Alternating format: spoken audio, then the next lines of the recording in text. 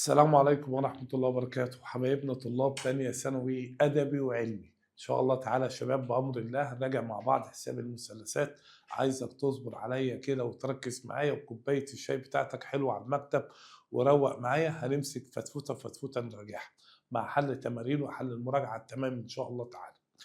وفي الاخر الفيديو خالص هيبقى فيه مسائل خاصه بالقسم العلمي، فيا ريت برضه طلبه علم ما تفوتهاش. الجزء اللي انا هبدا بيه ده يا شباب اللي هو الجزء المشترك ما بين ادب وعلم. طبعا احنا هنبدا بالمراجعه، فهنراجع حساب المثلثات. فبسم الله الرحمن الرحيم، اولنا كده بدايتنا قاعده الجيم. كنا احنا قلنا يا شباب قبل كده لو احنا رسمنا مثلث بالمنظر ده، هنا الف، هنا ب، هنا ايه، هنا ج، وقلنا ان الضلع المقابل لزاوية ألف بنسميه ألف شرطة، والضلع المقابل لزاوية ب بالشرطة، والضلع المقابل لزاوية ج ده ج شرطة. يبقى الضلع المقابل لزاوية ألف ألف شرطة، الضلع المقابل لزاوية ب بالشرطة، الضلع المقابل لج زاوية ج هيبقى ج شرطة.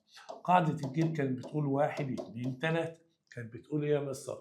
بتقول إن ألف شرطة على جا ألف بتساوي ب شرطة على جا ب بتساوي ج شرطة على ج ج.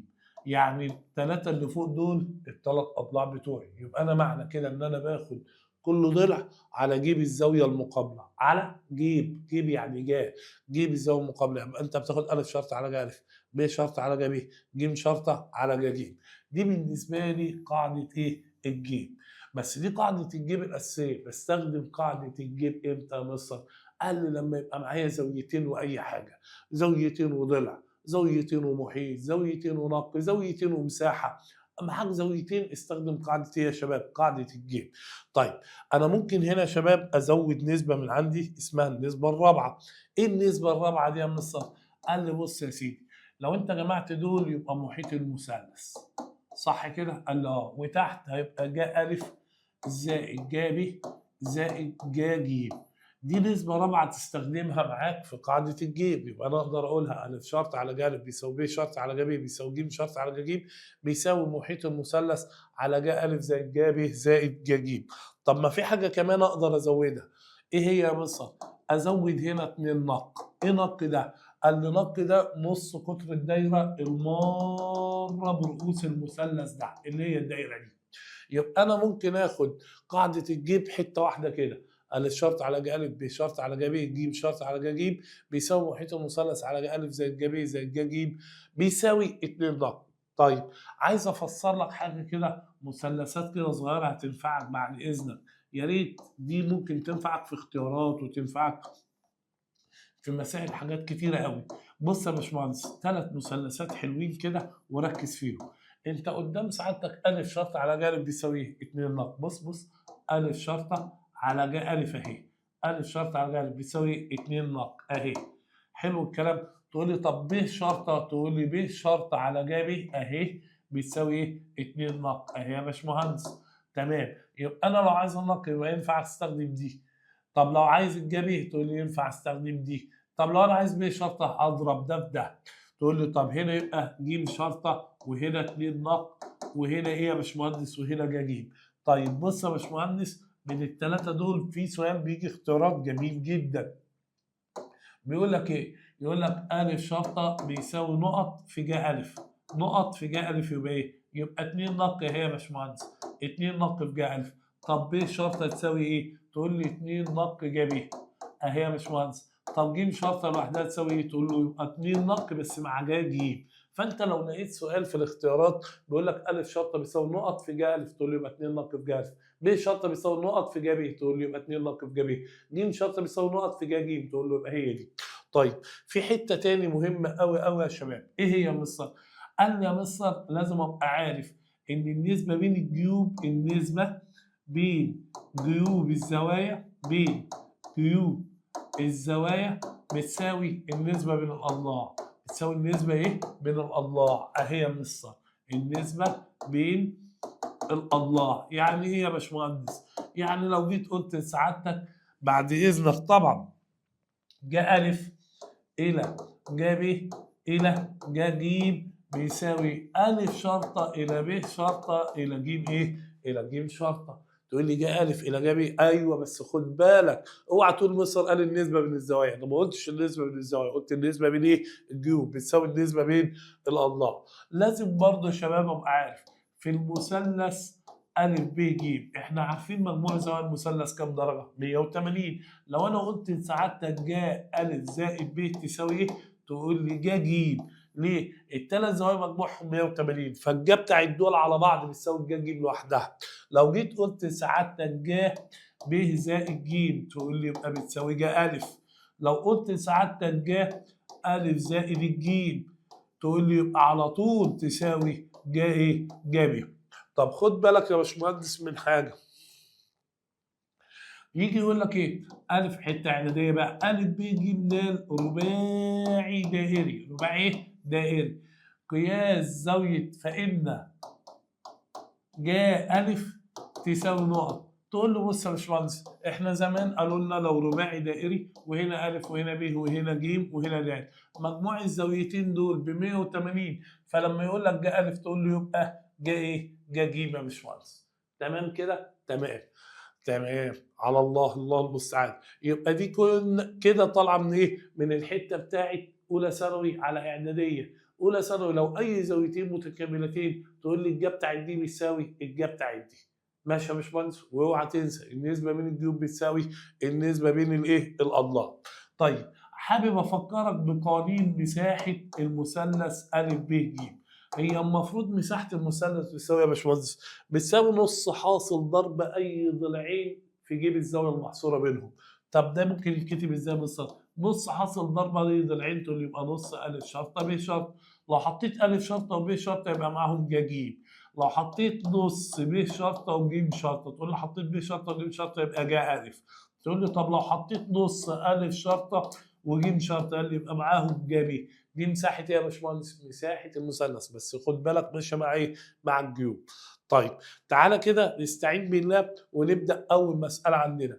بيقول ا ب ج مثلث فيه قياس زاويه ا بيساوي 30 درجه وقياس زاويه ب بيساوي 80 درجه ومعايا ب شرطه ب 9 سم. تبقى ج شرطه بكام؟ 8.6 طبعا محطوط خط تحت 8.6 فانت تقول لي ما هي؟ اقول لك طيب انا معايا زاويه ا بكام يا باشمهندس؟ ب 30 وزاويه ب ب 80. معايا زاويتين تقول لي يبقى هجيب زاويه الثالثه اللي هي زاويه ج اقول له 180 ناقص 30 اللي هي زاويه ا زائد 80 اللي هي زاويه ب. هتطلع الزاويه دي يا باشمهندس بكام؟ 70. ما هو دول ب 110 يا باشمهندس. فبيقول لك انا عايز ج شرطه، هتقول لي يبقى ا شرطه على ج ا تساوي ب شرطه على ج ب بتساوي ج شرطه على ج ج. طب تعالى كده يا باشمهندس معلش معايا وركز بالله عليك.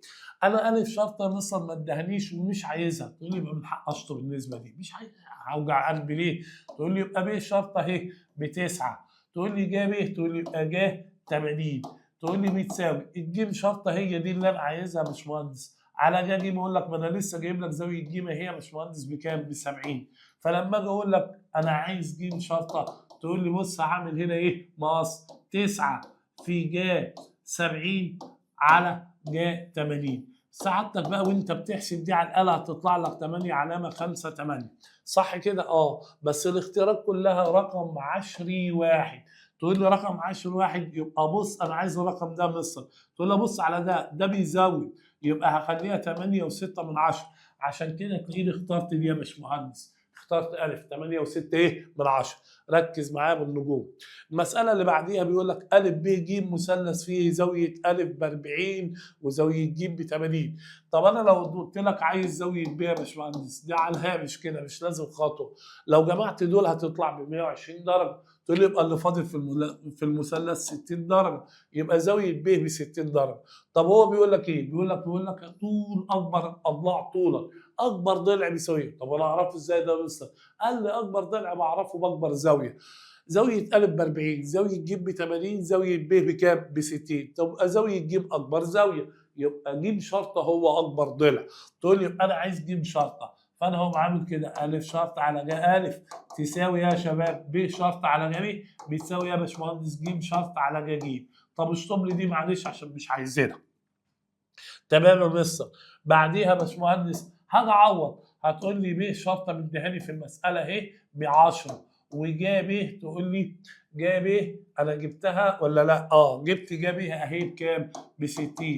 ج شرطه يا باشمهندس، هي دي اللي انا عايزها، ما هو ده اكبر ضلع على جا ج يا باشمهندس. تقول لي يبقى جا ج يبقى جا 80 اهي. هعمل مقص انا وانت كده يا باشمهندس، هنا كده هيطلع ج شرطه بيساوي 10 في جا 80 على جا 60. احسب دي يا باشمهندس معايا، هتطلع 11 وتقريبا و4 من 10. تقول لي يبقى 11 سم. اشمعنى؟ قال لي هو كتب لي الارقام كلها ارقام صحيحه، وارقام صحيحه يبقى انا هبص على اول رقم ورا العلامه اشوفه بيزود ولا لا. لو طلع لك 11 و4 من 10 تقول لي ده 4 ما بيزودش، اشيله وخلاص. طب افرض رقم بيزود، ايه هي الارقام اللي بيزود؟ 5 6 7 8 9 صح؟ تقول لي هشيلها برضه بس هزود ده واحد كنت اكتبه 12. لو انا شفت يا شباب ورا العلامه ايه؟ اي رقم من اللي انا قلته. طب السؤال اللي بعد كده بيقول ايه؟ بيقول أ ب ج مثلث فيه قياس زاوية أ ب 30 وج شرطة بيساوي 6 وأ شرطة بيساوي 10. عايز ج ج.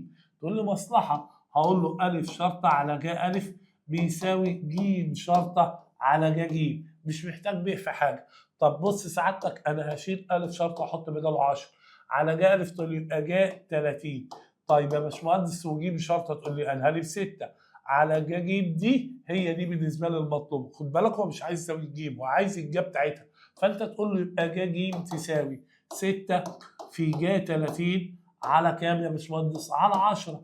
فانت هتحسب دي هتطلع معاك 3 على 10. يبقى ج بتساوي 3 على 10 اهي يا مصر. يبقى دي الاجابه بتاعتي. السؤال اللي بعد كده يا باشمهندس، لا كده بقى دخلنا في حته ثانيه. بيقول اذا كان محيط المثلث، محيط المثلث بيساوي 15، قياس زاويه أ بيساوي 53 وقياس زاويه ب بيساوي 47. اول ما تلاقي محيط المثلث تعرف ان انت هتخش في قاعده الجيب على النسبه الرابعه اللي هي ايه؟ اللي انا لسه قايلها لك، أ شرطه على ج أ بتساوي يا باشمهندس ب شرطه على ج ب بتساوي ج شرطه على ج ج. زود بقى دي محيط المثلث على ج أ زائد ج ب زائد يا باشمهندس ج ج. شد خط تعالى لي. تقول لي بص انا كل النسب دي اكيد مش هحتاجها. تقول لي انا بيقول لي عايز طول ا ب، وطول ا ب، ا ب ده المقصود بيه مين؟ ج شرطه. تعرفها ازاي؟ بالحرف الغين. ان قلت لك في المثلث ا ب ج، ا ب يبقى ايه؟ تقول لي يبقى ج شرطه، ب ج يبقى ايه؟ يبقى ا شرطه. تمام كده؟ أ ج قلنا ب شرطه، ب ج يبقى أ شرطه، أ ج يبقى ب شرطه. تقول لي طيب بص يا باشمهندس انا عايز ج شرطه. تقول لي هلغي دي وهلغي دي وخليني مع دول. تقول لي تمام. ركز كده يا باشمهندس بعد اذنك. انا عايز ج شرطه مصر على ج ج. تقول لي هو مديني زاويه أ ب 53 وزاويه ب ب 47. لو انا جمعت دول وطرحتهم من 180 هتظهر معايا زاويه ج بيساوي 80 درجه. تقول لي يبقى هنا هكتب على ج 80 اللي هي ج ج تساوي المحيط ده يا باشمهندس هشيله واكتب بداله 15 واجي تحت بقول له ج أ. تقول لي يبقى ج 53 حلو زائد ج ب. تقول لي يبقى ج 47 زائد ج ج بقول لك يبقى ج 80. طب يا مستر انا عايز ج شرطه بقى اللي هو ده. تقول لي ج شرطه اللي هو ده هعمل ايه يا باشمهندس؟ اكيد هعمل مقص، هعمل كده. تقول لي فانا لو انا عايز ج شرطه هقول لك ج شرطه بيساوي 15 في ج 80 على كل ده في ده على كل ده. تقول لي يبقى ج 53 زائد ج 47 زائد ج ايه يا باشمهندس؟ زائد ج 80. تقول لي يبقى ج شرطه هحسبها على الآلة يا باشمهندس هتطلع 5.9 من 10. بس هو هنا كاتب لي ارقام صحيحه فانا هقول له 5.9 من 10 تبقى 6 سم يا باشمهندس. 6 سم يبقى الاجابه بتاعتها هتبقى ايه؟ أ. السؤال اللي بعد كده يا باشمهندس بيقول لي اذا كان محيط المثلث ا ب ج بيساوي 33. ايه ده؟ برضه محيط المثلث. تقول لي يبقى انا هحتاج في قاعده الجيب النسبه الرابعه. فهعمل كده أ شرط على ج أ بتساوي ب شرط على ج ب بتساوي ج شرطة على ج ج بتساوي محيط المثلث على ج أ زائد ج ب زائد ج ج. طبعا انت يا باشمهندس بقى بصراحة مش لازم تكتب الاربع نسب، تشوف انت عايز انهي ضلع فيهم وتكتب النسبة بتاعته مع النسبة الرابعة اللي هي بتاعت المحيط. يعني انت بقى دلوقتي مثلا معلش يعني انا عايز ب شرطة. تقول لي خلاص يبقى ما كانش لازم اكتب دي ودي، اكتب دي على طول. انا عايز ب شرط على ج ب. تقول لي بص بقى هنا قال لك ايه؟ ج ب بربع. تقول لي هنا مصلحه، انا مش عايز الزاويه يا عم، انا هكتب مكان الجا كلها ج ب كلها بربع. تمام كده؟ تمام يا مصر.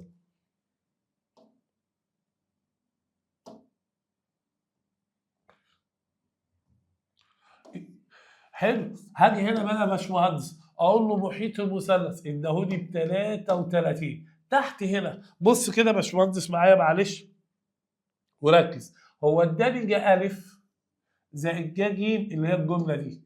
ج الف زائد ج ج ب 2 على 3. يبقى انا لو شلت الاثنين دول هحط 2 على 3 زائد الج ب اهي لوحدها بربع. تقول لي يبقى هكتب مكانها ربع. فانا كده لما اجي احسب تقول لي انا معيش مجهول غير مجهول واحد اللي هو مين؟ ب شرط.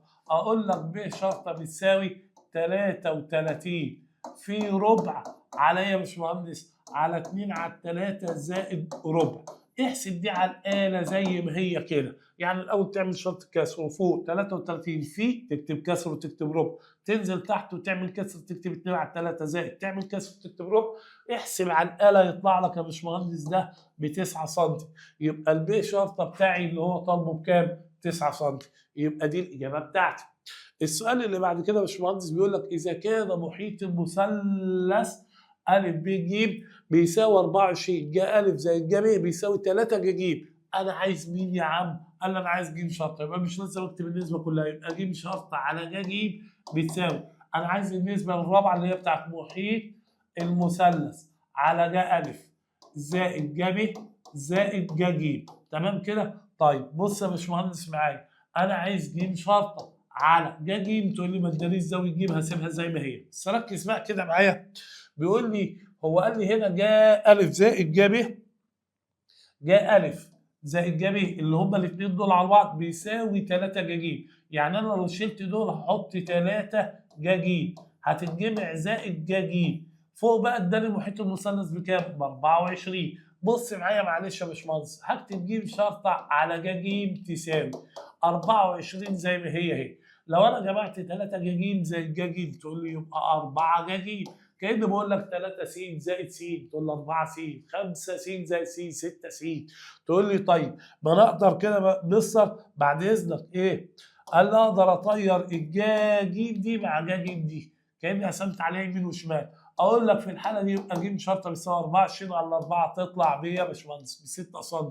ندور عليها في الاختيارات نلاقيها الاجابه ايه؟ الاجابه ب. تمام.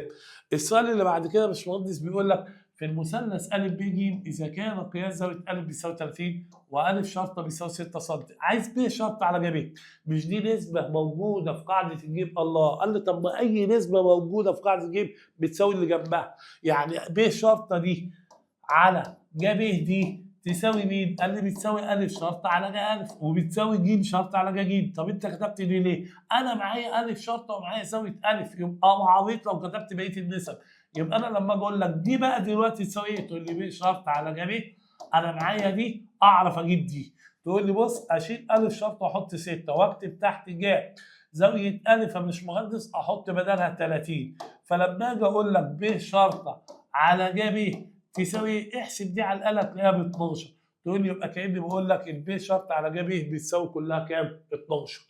السؤال اللي بعد كده يا باشمهندس بيقول أ ب ج مثلث فيه ج أ على 2 بيساوي ج ب على 3 بيساوي ج ج على الخمسة، فإن أ شرطة إلى ب. طب ما هي دي النسبة للأضلاع هي نفسها النسبة للجيوب، بس خد بالك بقى من حاجة.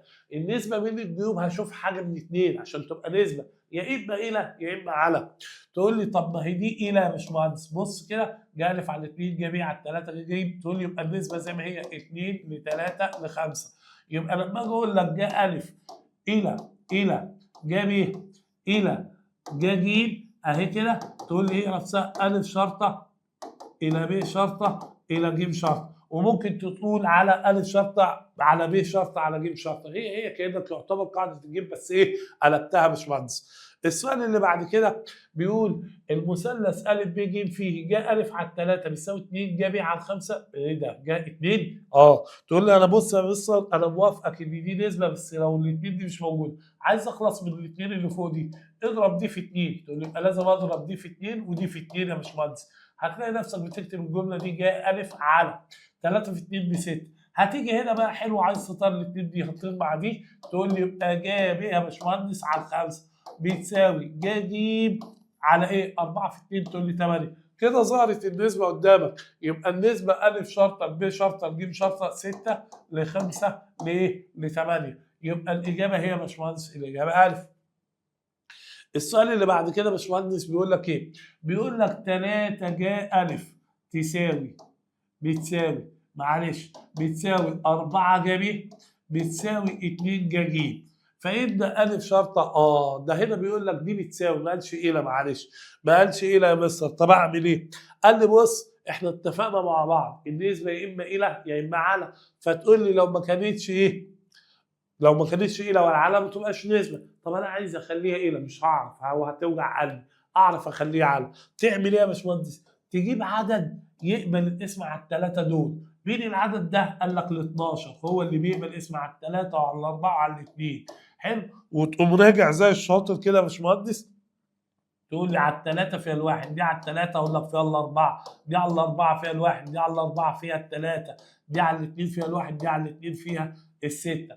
فانت هتلاقي نفسك بتكتب جا ا على الاربعه بتساوي جا ب على الثلاثه بتساوي يا باشمهندس جا ج على السته. فكده اصبحت النسبه قدامك، فتقدر تقول ا شرطه الى ب شرطه الى ج شرطه 4 الى 3 الى ايه يا باشمهندس؟ الى 6. تبقى الاجابه بتاعتي هي يا باشمهندس اللي هي الاجابه ايه؟ د.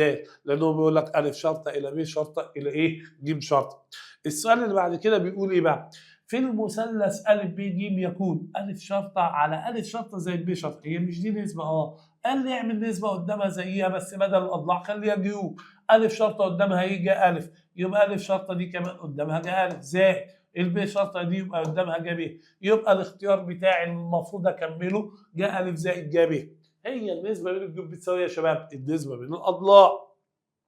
السؤال اللي بعد كده لسه قايل لحضرتك حالا، في اي مثلث بص ا ب ج جاء ا زائد ب على جاء ا زائد جا ب تساوي 1 ولا ج؟ ده مديني نسب في اضلاع. طب استنى، هو انا لو حبيت الخص دي، ما انا لسه قايل لك ان جاء في المثلث ا ب ج جاء ا زائد ب ينفع تتبدل بجا ج، لو ا زائد ج تتبدل بجا ب، لو ب زائد ج تتبدل بجا ا. تقول لي يبقى انا هكتب دي بدل دي جا ج على جا ا زائد جا ب.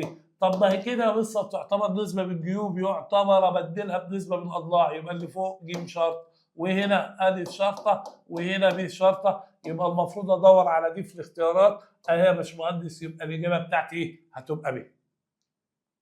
طيب بص السؤال اللي بعد كده يا باشمهندس، بيقول لك ا شرطه على ب شرطه في جا ب على جا ا تساوي ايه؟ بيقول في اي مثلث ا ب ج يكون ا شرطه. طبعا انت هتحول، تقول له احول لي ليه يا عم؟ الموضوع سهل وبسيط. انا هسيب لك ا شرطه على ب شرطه زي ما هي مش جابي على جا ا، دي نسبه، الله نسبه بين الجيوب تبدلها بنسبه الاضلاع. يبقى شيل دي واحط ب شرطه وشيل دي واحط ا شرطه. ايه اللي هيحصل يا مستر؟ قال لي لا اللي هيحصل كل خير يا حبيبي، ده هيطير مع ده وده هيطير مع ده، يبقى الليله دي بايه؟ بواحد. يبقى الاجابه هي يا باشمهندس. الموضوع سهل وبسيط ان شاء الله. السؤال اللي بعد كده يا باشمهندس بيقول إذا كان محيط المثلث أ ب ج بيساوي 36. بص بقى ونتفق على مبدأ، لو معاك محيط المثلث ومعاك نسبة بين الجيوب هات النسبة بين الأضلاع. تقول لي يعني أنا أعمل كده ا شرط إلى ب شرط إلى ج شرطة بتساوي 3 إلى 4 إلى 5. تمام يا مستر؟ عايز ب شرطة، أقول له طب تعالى لي بقى. أقول له مش أنت عايز ا شرطة إلى ب شرطة إلى ج شرطة 3 ل 4 ل 5. علمونا زمان هنا كنا بنزود خانه اسمها المجموع، صح؟ شغل ابتدائي بقى مصر. لو انا جمعت الثلاث نسب دول هيطلعوا بكام؟ قال لي بنجمع النسب في سطر النسب يبقى 12. طيب تحتيهم ما هو مجموع الثلاثه دول يعني محيط المثلث يعني 36 احطها هنا. تقول لي لو انت عايز دلوقتي ا شرطه ب شرطه ج شرطه تعرف تجيبه ولا لا؟ قال لي طبعا اعرف اجيبه. هعمل ايه يا باشمهندس؟ ماس. فانا لو عايز ب شرطه زي كده هقول له يبقى ب شرطه بتساوي بص ب شرطه ده، يبقى هعمل المقص كده كاني بجيب ده. تقول لي يبقى 4 في 36 على 12 تطلع بكام يا باشمهندس؟ ب 12 سم. يبقى الاجابه بتاعتي ايه؟ طب افرض عايز الف شرطه مصر، كنت هعمل الف شرطه اهو يا باشمهندس. بص كنت هعمل مقص كبير شويه، تقول لي يعني 3 في 36 على كام يا باشمهندس؟ على 12 يطلع بكام؟ ب 9 سم. يبقى لو انا عايز الف ايه؟ شرطه.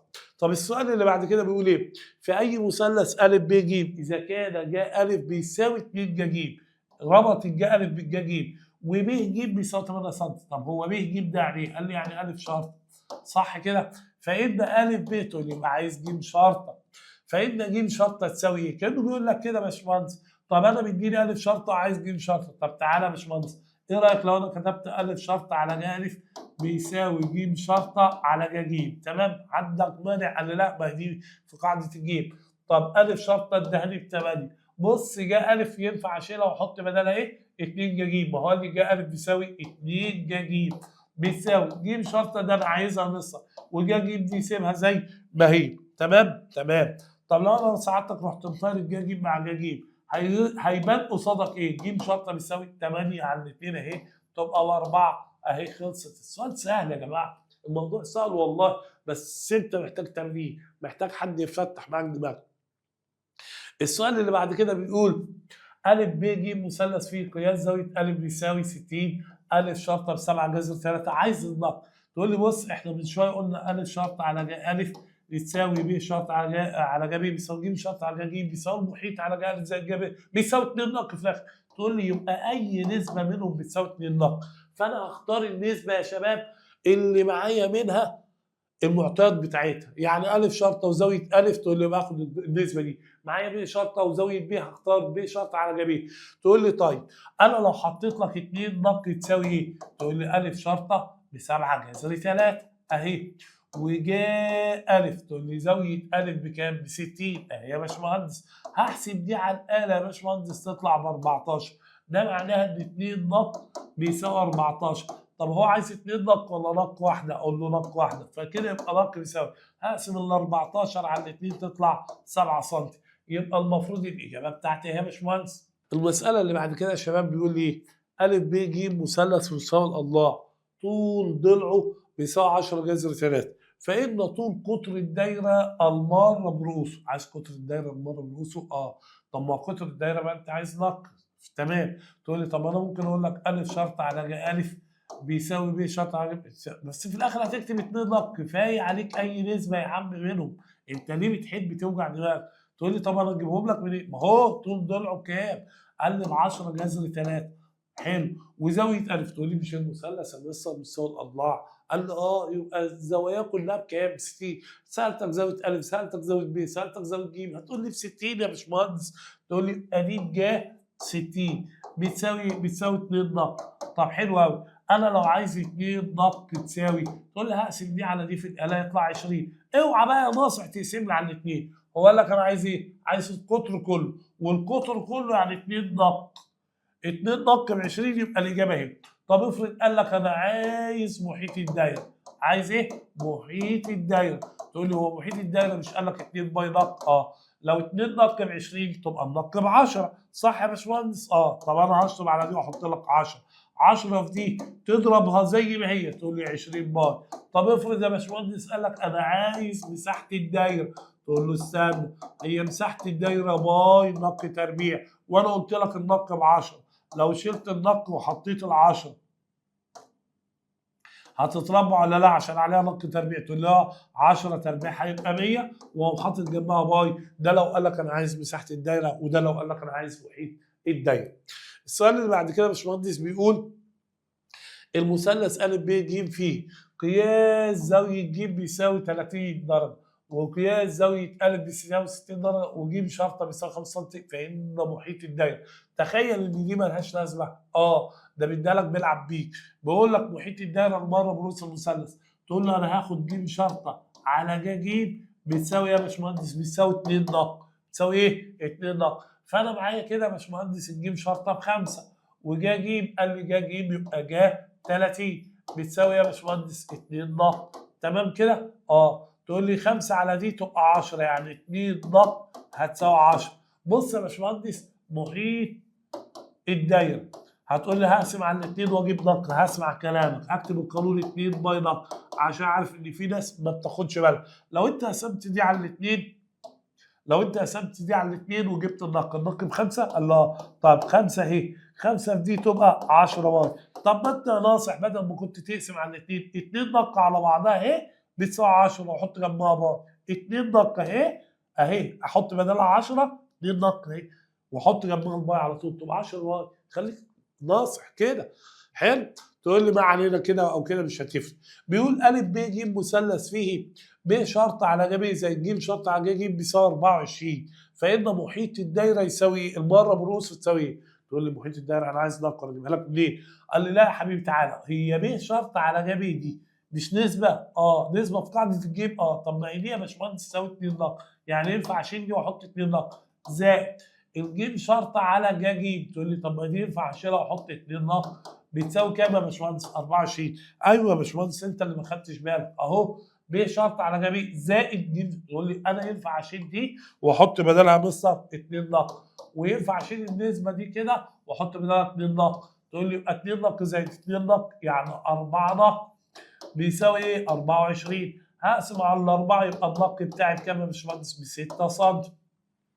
دلوقتي انا لو قلت لك محيط الدايره تقول لي 2 باي نق، طب انا معايا النق ب6، لو انا قلت لك عوض مكان النق تقول لي اشيل ده واحط 6، 6 في 2 باي تقول لي يبقى 12 باي، يبقى المحيط بتاعي 12 باي وجنبها سنتي يا معلم عشان خاطر. حلو. السؤال اللي بعد كده يا باشمهندس بيقول مساحه سطح المثلث ا ب ج. مش انت عايز مساحه مثلث؟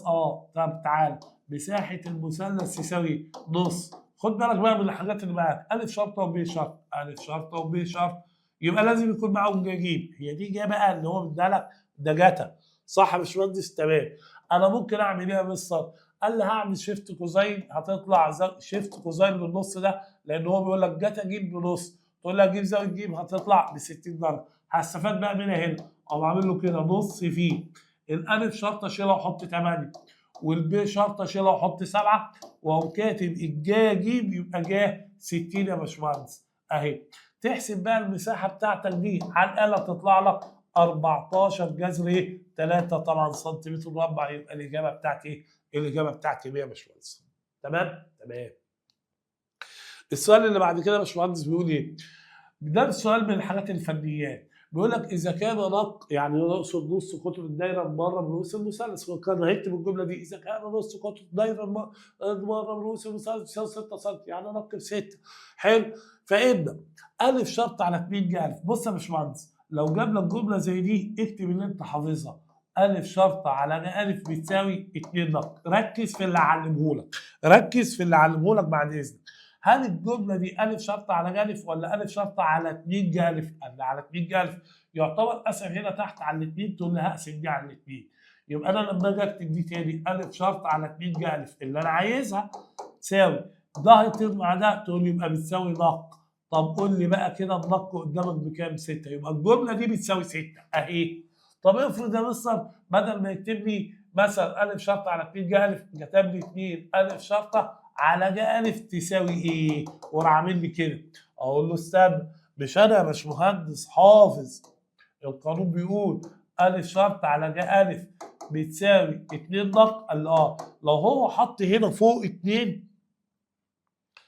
فوق هنا 2 يعتبر ضرب في 2، تقول لي بص لو حطها تحت يبقى قسم على الاثنين، حطها فوق يبقى ضرب في 2، حط تحت 3 يبقى قسم على 3، حط فوق 3 يبقى ضرب في 3، يبقى الرقم اللي يحطه تحت يبقى قسم عليه، الرقم اللي يحطه فوق يبقى ضرب فيه. تقول لي بص يبقى انا لو عايز دي هقوم عامل له كده 2 ا شرط على ج ا بتساوي دي في دي تبقى 4 نق، وانا مديك النق ب6 تقول لي يبقى 4 في 6 تبقى بتساوي كام؟ 24. ده لو هو ايه؟ 2 ا شرط على ج ا، يعني خلي الاثنين فوق بدل تحت. لازم تتعلم لو اتحطت تحت تعمل ايه ولو اتحطت فوق تعمل ايه. ركز يا باشمهندس. السؤال اللي بعد كده بيقول ا ب ج مثلث فيه قياس زاويه ا ب 65 وقياس زاويه ب بيساوي 50، ج شرطه ناقص ب شرطه بيساوي 6، فان طول قطر الدايره الماره بروس. طول القطر يا شباب افتكر دايما يعني 2 نق، صح كده؟ طيب انت عارف يا شباب لو انا معايا نسبه من الجيوب او نسبه من الاضلاع كنت هستخدم النسبه. هنا بقى هستخدم قاعده الجيب نفسها. ازاي يا مستر؟ قال لي بص يا حبيبي، انا الف شرط على جا الف بتساوي ب شرط على جا ب بتساوي ج شرطه على جا ج بتساوي، قال لي عارف بتساوي 2 نق في الاخر طالما عايز النق. طيب لو ادالك جمله غريبه زي دي، ج شرطه ناقص ب شرطه ج شرطه زائد ب شرطه ا شرطه زائد ج شرطه، اعملها نسبه رابعه من عندك كانها النسبه بين المحيط. يعني اعملها هنا، تقول لي بص هكتبها زي ما هي، ج شرطه ناقص ب شرطه، بس زي ما تعمل فوق هتعمل تحت. يعني ايه بالظبط؟ يعني انا طرحت ج شرطه ناقص ب شرطه، يبقى تحت اكتب ج ج ناقص ج ب، تمام؟ واستغنى بعديها عن دول، مش عايزهم اهو. تقول لي يبقى ج شرطه ناقص ب شرطه اشيلها واحط 6 اللي هي دي اهي، شلتها وحطيت 6، وتحت يا باشمهندس هكتب جا 65 ناقص جا اهي، ما هي زاويه ج مديها لي وزاويه ب مديها لي. تقول لي جا 50 بيساوي 2 نق، 2 نق ده اللي هو عايزه اللي هو القطر، اكتب دي عليها، لا اعمل شرط كسر واكتب 6 على ساين 65 يقفل القوس بتاع الزاويه ناقص ساين 50 ويقفل القوس بتاع الزاويه ودوس يساوي، هتطلع لك تقريبا 43 سم. طبعا لان هو قال تقريبا، ماشي؟ فانا قربتها لك. فدي كده يبقى 2 نق يا باشمهندس، هتطلع 43 ايه سم. تمام. السؤال اللي بعد كده يا باشمهندس اهو اللي انا بقول عليه ا ب ج مثلث فيه جا ا الى جا ب الى جا ج، بيديني جمله زي اللي فاتت، بس ايه بقى يا باشمهندس المره دي؟ بيديني نسبه من الجيوب. تقول لي طب ما النسبه من الجيوب هي تعتبر نسبه من الله، ا شرطه ب شرطه ج شرطه بتساوي 2 ل 4 ل 5. عايز ايه هو بقى؟ عايز ب شرطه. طب استناني، لو انا قلت لك ا شرطه تساوي ب شرطه تساوي ج شرطه تساوي، لو ادالك نسبه وهتستخدمها هنا، تقول لي بص يا معلم، الالف شرطه ب2 لا ب2 كاف، الب شرطه تقول لي ب4 كاف، شغل اعداديه بقى بتاع زمان. الجيم شرطه تقول لي 5 كاف. ركز معايا دول هرجع لهم تاني. هو قال لك جيم شرطه ناقص الب شرطه بيساوي 3، اقول له اه تمام يا مستر حصل. قال لي طب ما تشيل الجيم شرطه وحط بدلها 5 كاف، والب شرطه شيلها وحط 4 كاف بتساوي 3. طب 5 كاف ناقص 4 كاف يعني كاف، جبت الكاف بكام يا باشمهندس؟ الكاف ب3. انا عايز الكاف، قال لي لا يا مستر انا عايز حاجه اسمها ب شرطه. حاجه اسمها ب شرطه اه. طب ما هو الكاف دي لو انت عوضت هنا تجيب ا شرطه، ولو انت عوضت هنا تجيب ب شرطه، ولو انت عوضت هنا يا باشمهندس تجيب ج شرطه. يعني انا يا باشمهندس لو عايز ا شرطه هشيل الكاف احط 3 في 2 تقول لي 6، لو عايز الب شرطه تقول لي 3 في 4 اقول لك ب 12، لو عايز تجيب شرطه يا باشمهندس تقول لي 3 في 5 اقول لك 15. يبقى كده طلعت لك الاضلاع كلها، يبقى هيطلع هو عايز ب شرطه يبقى ب 12 سم. تمام. السؤال اللي بعد كده يا باشمهندس حاجه برضه شبه كده، بس ما ادانيش نسبه، يبقى مش هعرف استخدم الكاف واجيب دي، بس جمله زي دي هنعملها بقى بمعلمه. تقول لي بص يا باشمهندس، ا شرط على ج ا بتساوي ب شرط على ج ب، صح كده؟ بتساوي ج شرط على ج ج. حلو. هو عايز ب شرط، تمام. بص بقى يا باشمهندس بيساوي، اديتني نسبه زي دي هزودها لك ج شرطه زائد 2 ب شرطه، بس مستر محمود قال لي زي ما عملت فوق هتعمل تحت، زي ما عملت فوق هتعمل تحت. يعني انا دلوقتي يا جماعه تجيب شرطه دي زائد 2 من دي، تقول لي يبقى تحت هجمع الجا جيب زائد 2 من دي، تقول لي يبقى زائد 2 جا ب. تمام كده؟ تمام. واقدر الغي كمان يا باشمهندس، انا عايز ب شرطه اقدر الغي دي دلوقتي واقدر الغي دي دلوقتي. تمام؟ بص واقول له ب شرطه، ب شرطه اللي انا عايزها على جا ب هي زاويه ب، بص ادالك بكام؟ ب 30 اهي، بتساوي، اشيل الجمله بقى دي كلها واحط بدلها 12 سم. تحت بقى جا جيب، تقول لي هي مش ا ب 60 وب ب 30 تبقى زاويه ج بكام؟ قال لي ب 90 درجه. تقول لي ليه؟ ما هو مجموع زوايا المثلث كام يا باشمهندس؟ 180. تقول لي انا دلوقتي دي هقول له جا جيب يبقى جا 90 زائد 2 في جا ب، الجا ب كام؟ جا 30. تقول لي اهي يا باشمهندس، اقول لك دلوقتي حالا ب شرطه تساوي ايه؟ تقوم رد عليها وتقول لي هعمل مقص، تقول لي يبقى ب شرطه بيساوي 12 في جا 30 على جا 90 زائد 2 جا 30. طيب نحسب دي على الآلة يا باشمهندس 6 3. حلو؟ اهي موجودة في الاختيارات يا باشمهندس اللي هي الإجابة ايه؟ الإجابة ب. السؤال اللي بعد كده يا باشمهندس هنخش بقى في قاعدة جيب التمام. ركز بقى معايا كده يا باشمهندس، قاعدة جيب التمام دي بيقول ايه؟ قاعدة جيب التمام هتتقسم نصين. نص بيجيب ضلع، تقول لي أ شرطة تربيع بتساوي ب شرطة تربيع ج شرطة تربيع تساوي. هنا بقى النص التاني بيجيب زاوية، جتا أ بيساوي جتا ب هيساوي جتا ج هيساوي. بص يا باشمهندس، لو أنا عايز أ شرطة تربيع، أ شرطة تربيع تقول لي بتساوي ب شرطة تربيع زائد ج شرطة تربيع ناقص 2 في دول، 2 ب شرطة ج شرطة جتا أ. طب لو انا عايز ب شرطه تربيع ببدا بالضلعين التانيين، ا شرطه تربيع زائد ج شرطه تربيع ناقص 2 ا شرطه ج شرطه جتا ب. طب لو انا عايز ج شرطه تربيع تقول لي ا شرطه تربيع زائد ب شرطه تربيع ناقص 2 ا شرطه ب شرطه جتا ج. تمام. هنا بنعمل شرطين كسر في الجتا. حلو. تقول لي هنا يبقى ب شرطه تربيع زائد ج شرطه تربيع ناقص ا شرطه تربيع. عايز دايما تفتكر ان الزاويه اللي بتجيب هنا بتبقى اخر ضلع مطروح، وهنا 2 في اول 2 ب شرطه ج شرطه. تمام يا باشمهندس؟ تمام.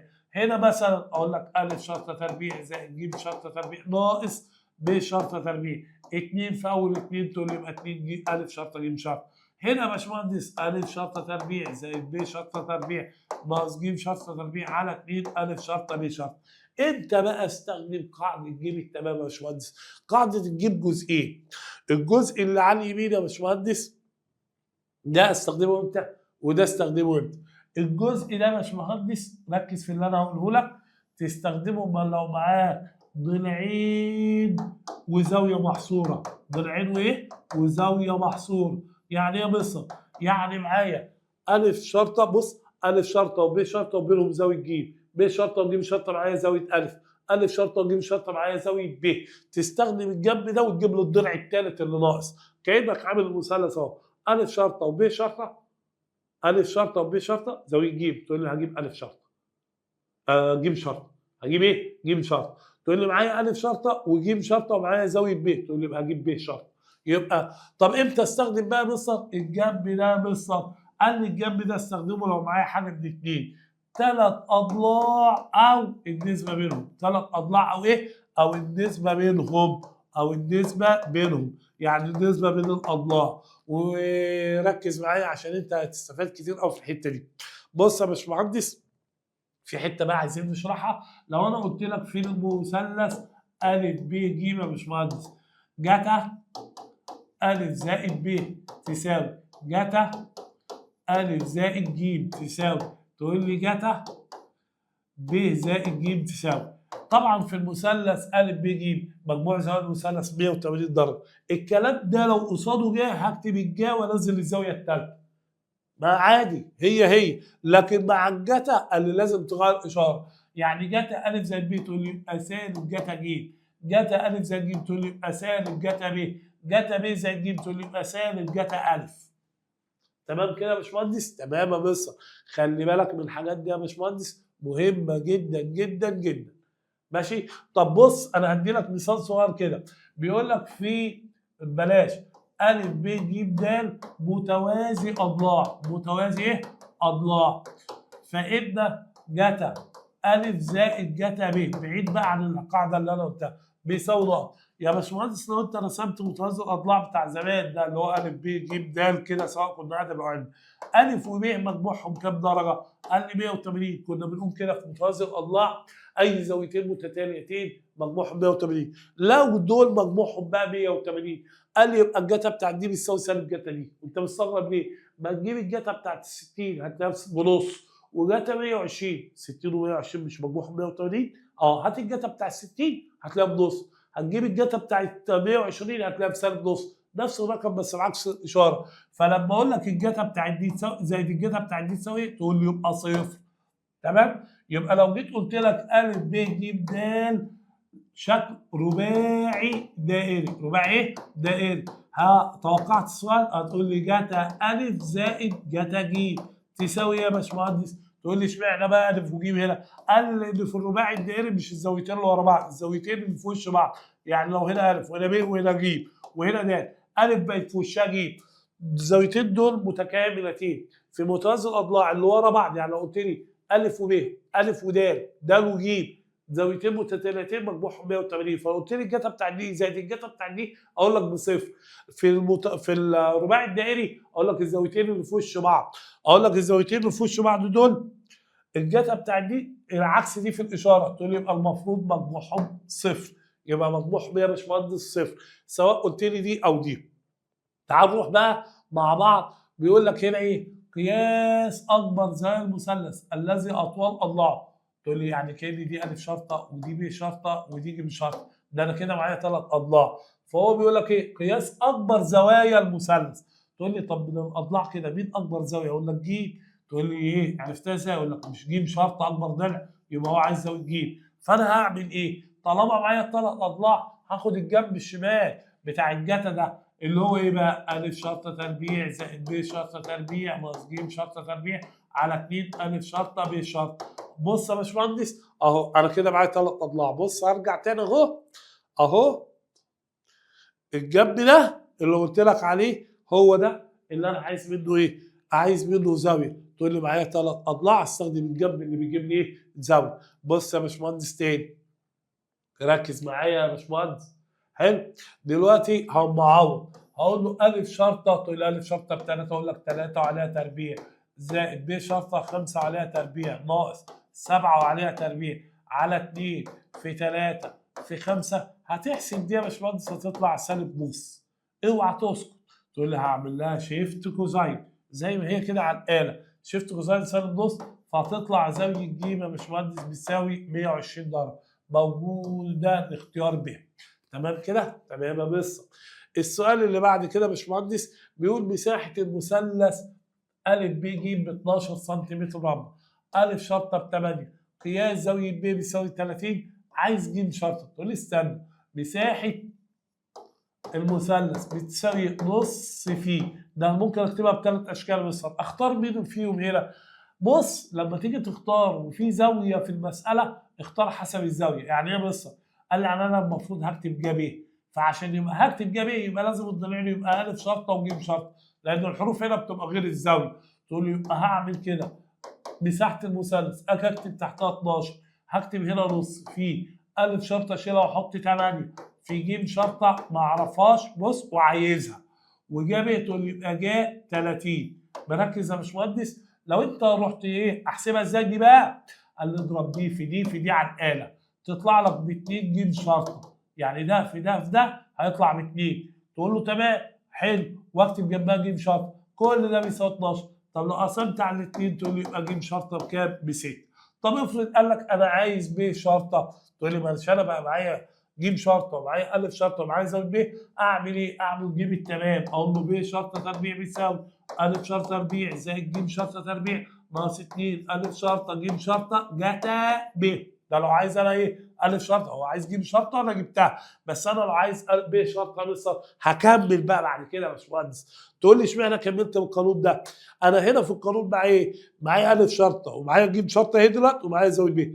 ا شرطه وج شرطه وزاويه ب يعني ضلعين وزاويه محصور. بص يا باشمهندس ضلعين وزاويه محصوره، بص انا هروح فين؟ اهو اي قانون من الثلاثه دول، فانا عشان عايز ب شرطه اهو اللي هو ده فرحت واخد القانون ده ضلعين وزاويه ايه؟ محصوره. تمام؟ تمام. فانت سعادتك هنروح نكمل بقى مع بعض هنا.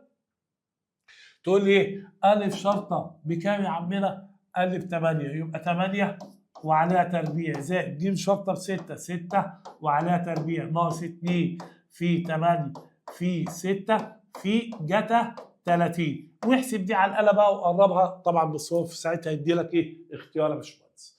هتحسب دي وتاخد الجذر كمان، تاخد الجذر وتشوفها بقى. حلو؟ حلو. ركز بقى معايا. السؤال اللي بعد كده بيقول لك ايه؟ محيط المثلث ا ب ج بيساوي 70 سم.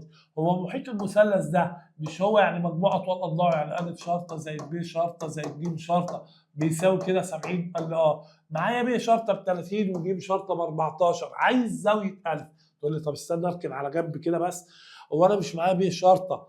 بص يا باشمهندس معايا ب شرطه بيساوي 30 سم ومعايا ج شرطه بيساوي 14 سم، تعرف تجيب لي ا شرطه؟ قال لي اه ما هو المحيط قدامك اهو ب 70، هجمع دول واطرحهم من المحيط هتطلع ا شرطه ب 26 سم. تمام كده؟ تقول لي عايز زاويه الف، اقول لك كده انا بقى معايا 3 اضلاع اهو، 3 اضلاع، تقوم شادد خط يا باشمهندس وتقوم عامل كده انا عايز جتا الف، تقول له يبقى ب شرطه تربيع زائد ج شرطه تربيع ناقص الف شرطه تربيع على 2 ب شرطه ج شرطه. تعالى لو انت نعوض يا باشمهندس، تقول لي جتا الف تساوي شد خط ب شرطه 30 وعليها تربيع زائد 14 وعليها تربيع ناقص 26 وعليها تربيع على 2 في 30 في 14. احسب ده على الآلة هيطلع لك نص. تقول لي جت الف بنص ولا اه؟ نعمل لها شيفت كوزاين انا وانت، تطلع زاويه الف يا باشمهندس بتساوي، تقول لي 60 ايه؟ 60 درجه دي. تمام؟ يبقى المفروض الاجابه بتاعتي اللي هي ب فعلا. تمام؟ تمام. السؤال اللي بعد كده بيقول لك ايه؟ في المثلث ا ب ج اذا كان ا شرطه ب شرطه ج شرطه بيساوي 2 ل 3 ل 4 فإن جتا ج تساوي. بص كده انا قلت لك تستخدم الجتا لما يكون معايا 3 اضلاع ونسبه منهم. طبيعي انك هتعمل كده ا شرطه تقول لي دي نسبه 2 كاف، ب شرطه بتساوي 3 كاف، ج شرطه بتساوي 4 كاف. هتيجي تكتب ايه يا باشمهندس؟ هتكتب جتا ج. صح؟ القانون بتاعي ا شرطه تربيع زائد ب شرطه تربيع ناقص ج شرطه تربيع على 2 ا شرطه ب شرطه. تعالى بقى تقول لي عوض بدول. لو هتعوض بدول صح ومليون في المية تمام صح، بس في دي بالذات في المسألة بتاعت الجتا، بص يا عم الكفات دي مالهاش لازمة.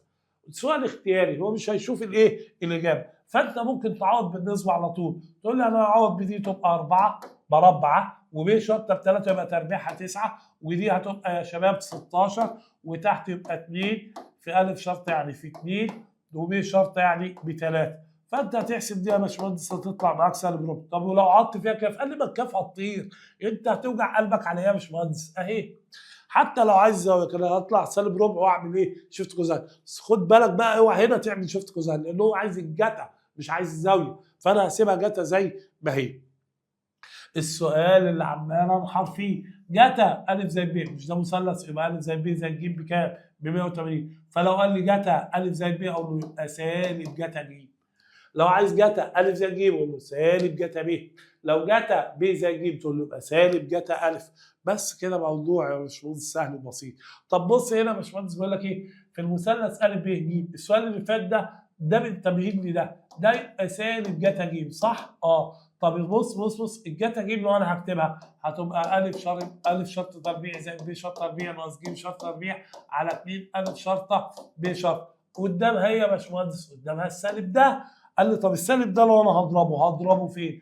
قال لي اي حاجه قدام الكسر بتتضرب في البسط. لو انا ضربت السالب في ده كله، تعالى نبدا بيها بدي عشان دي سالب نقوم مخلينها موجب، ودول موجب يبقى نخليهم سالب بس في الاخر. اهي يا معلم اهي، يبقى ج شرطه تربيع ناقص ا شرطه تربيع ناقص ب شرطه تربيع تحت ما يتضربش. ايوه يا مستر.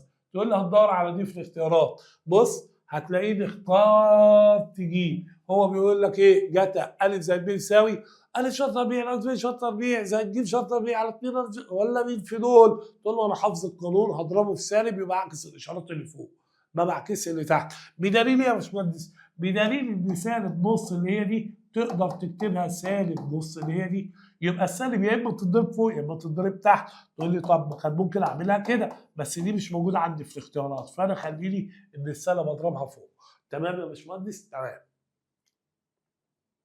السؤال اللي بعد كده بيقول في المثلث ا ب ج اذا كان جتا ب بيساوي ا شرطه على 2 ج شرطه، فين؟ ا شرطه بيساوي ب شرطه ولا ا شرطه بيساوي ج شرطه ولا ا شرطه طبعا هي طلعت ب شرطه بتساوي ج شرطه. تعال نشوفها ازاي.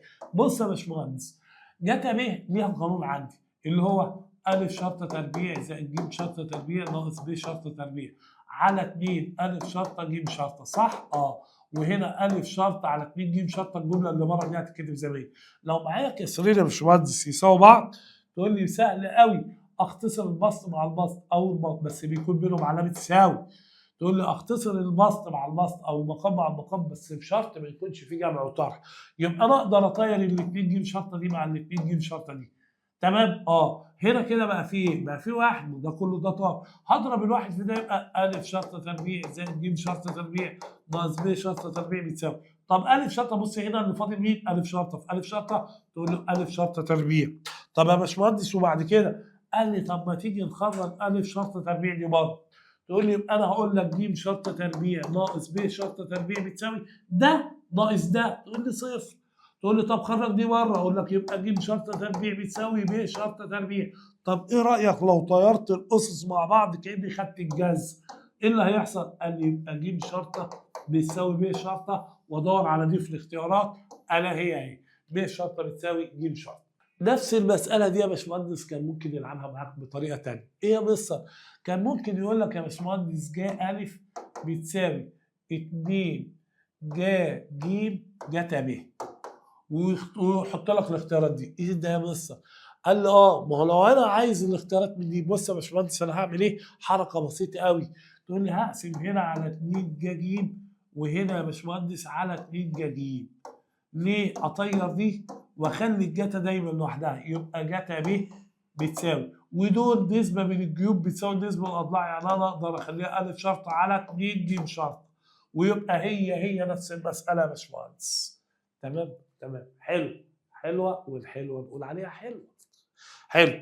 السؤال اللي بعد كده يا باشمهندس بيقول في المثلث ا ب ج اذا كان زاوية أ ب 60 ب شرطة ب 30 ج شرطة، إيه ده؟ معايا ب شرطة وج شرطة وزاوية أ، يبقى أنا معايا ضلعين وزاوية محصورة. عايز أي ضلع هجيبه بجيب التمام الجنب اليمين. أ شرطة تربيع بيساوي ب شرطة تربيع زائد ج شرطة تربيع ناقص 2 ب شرطة ج شرطة جتا أ.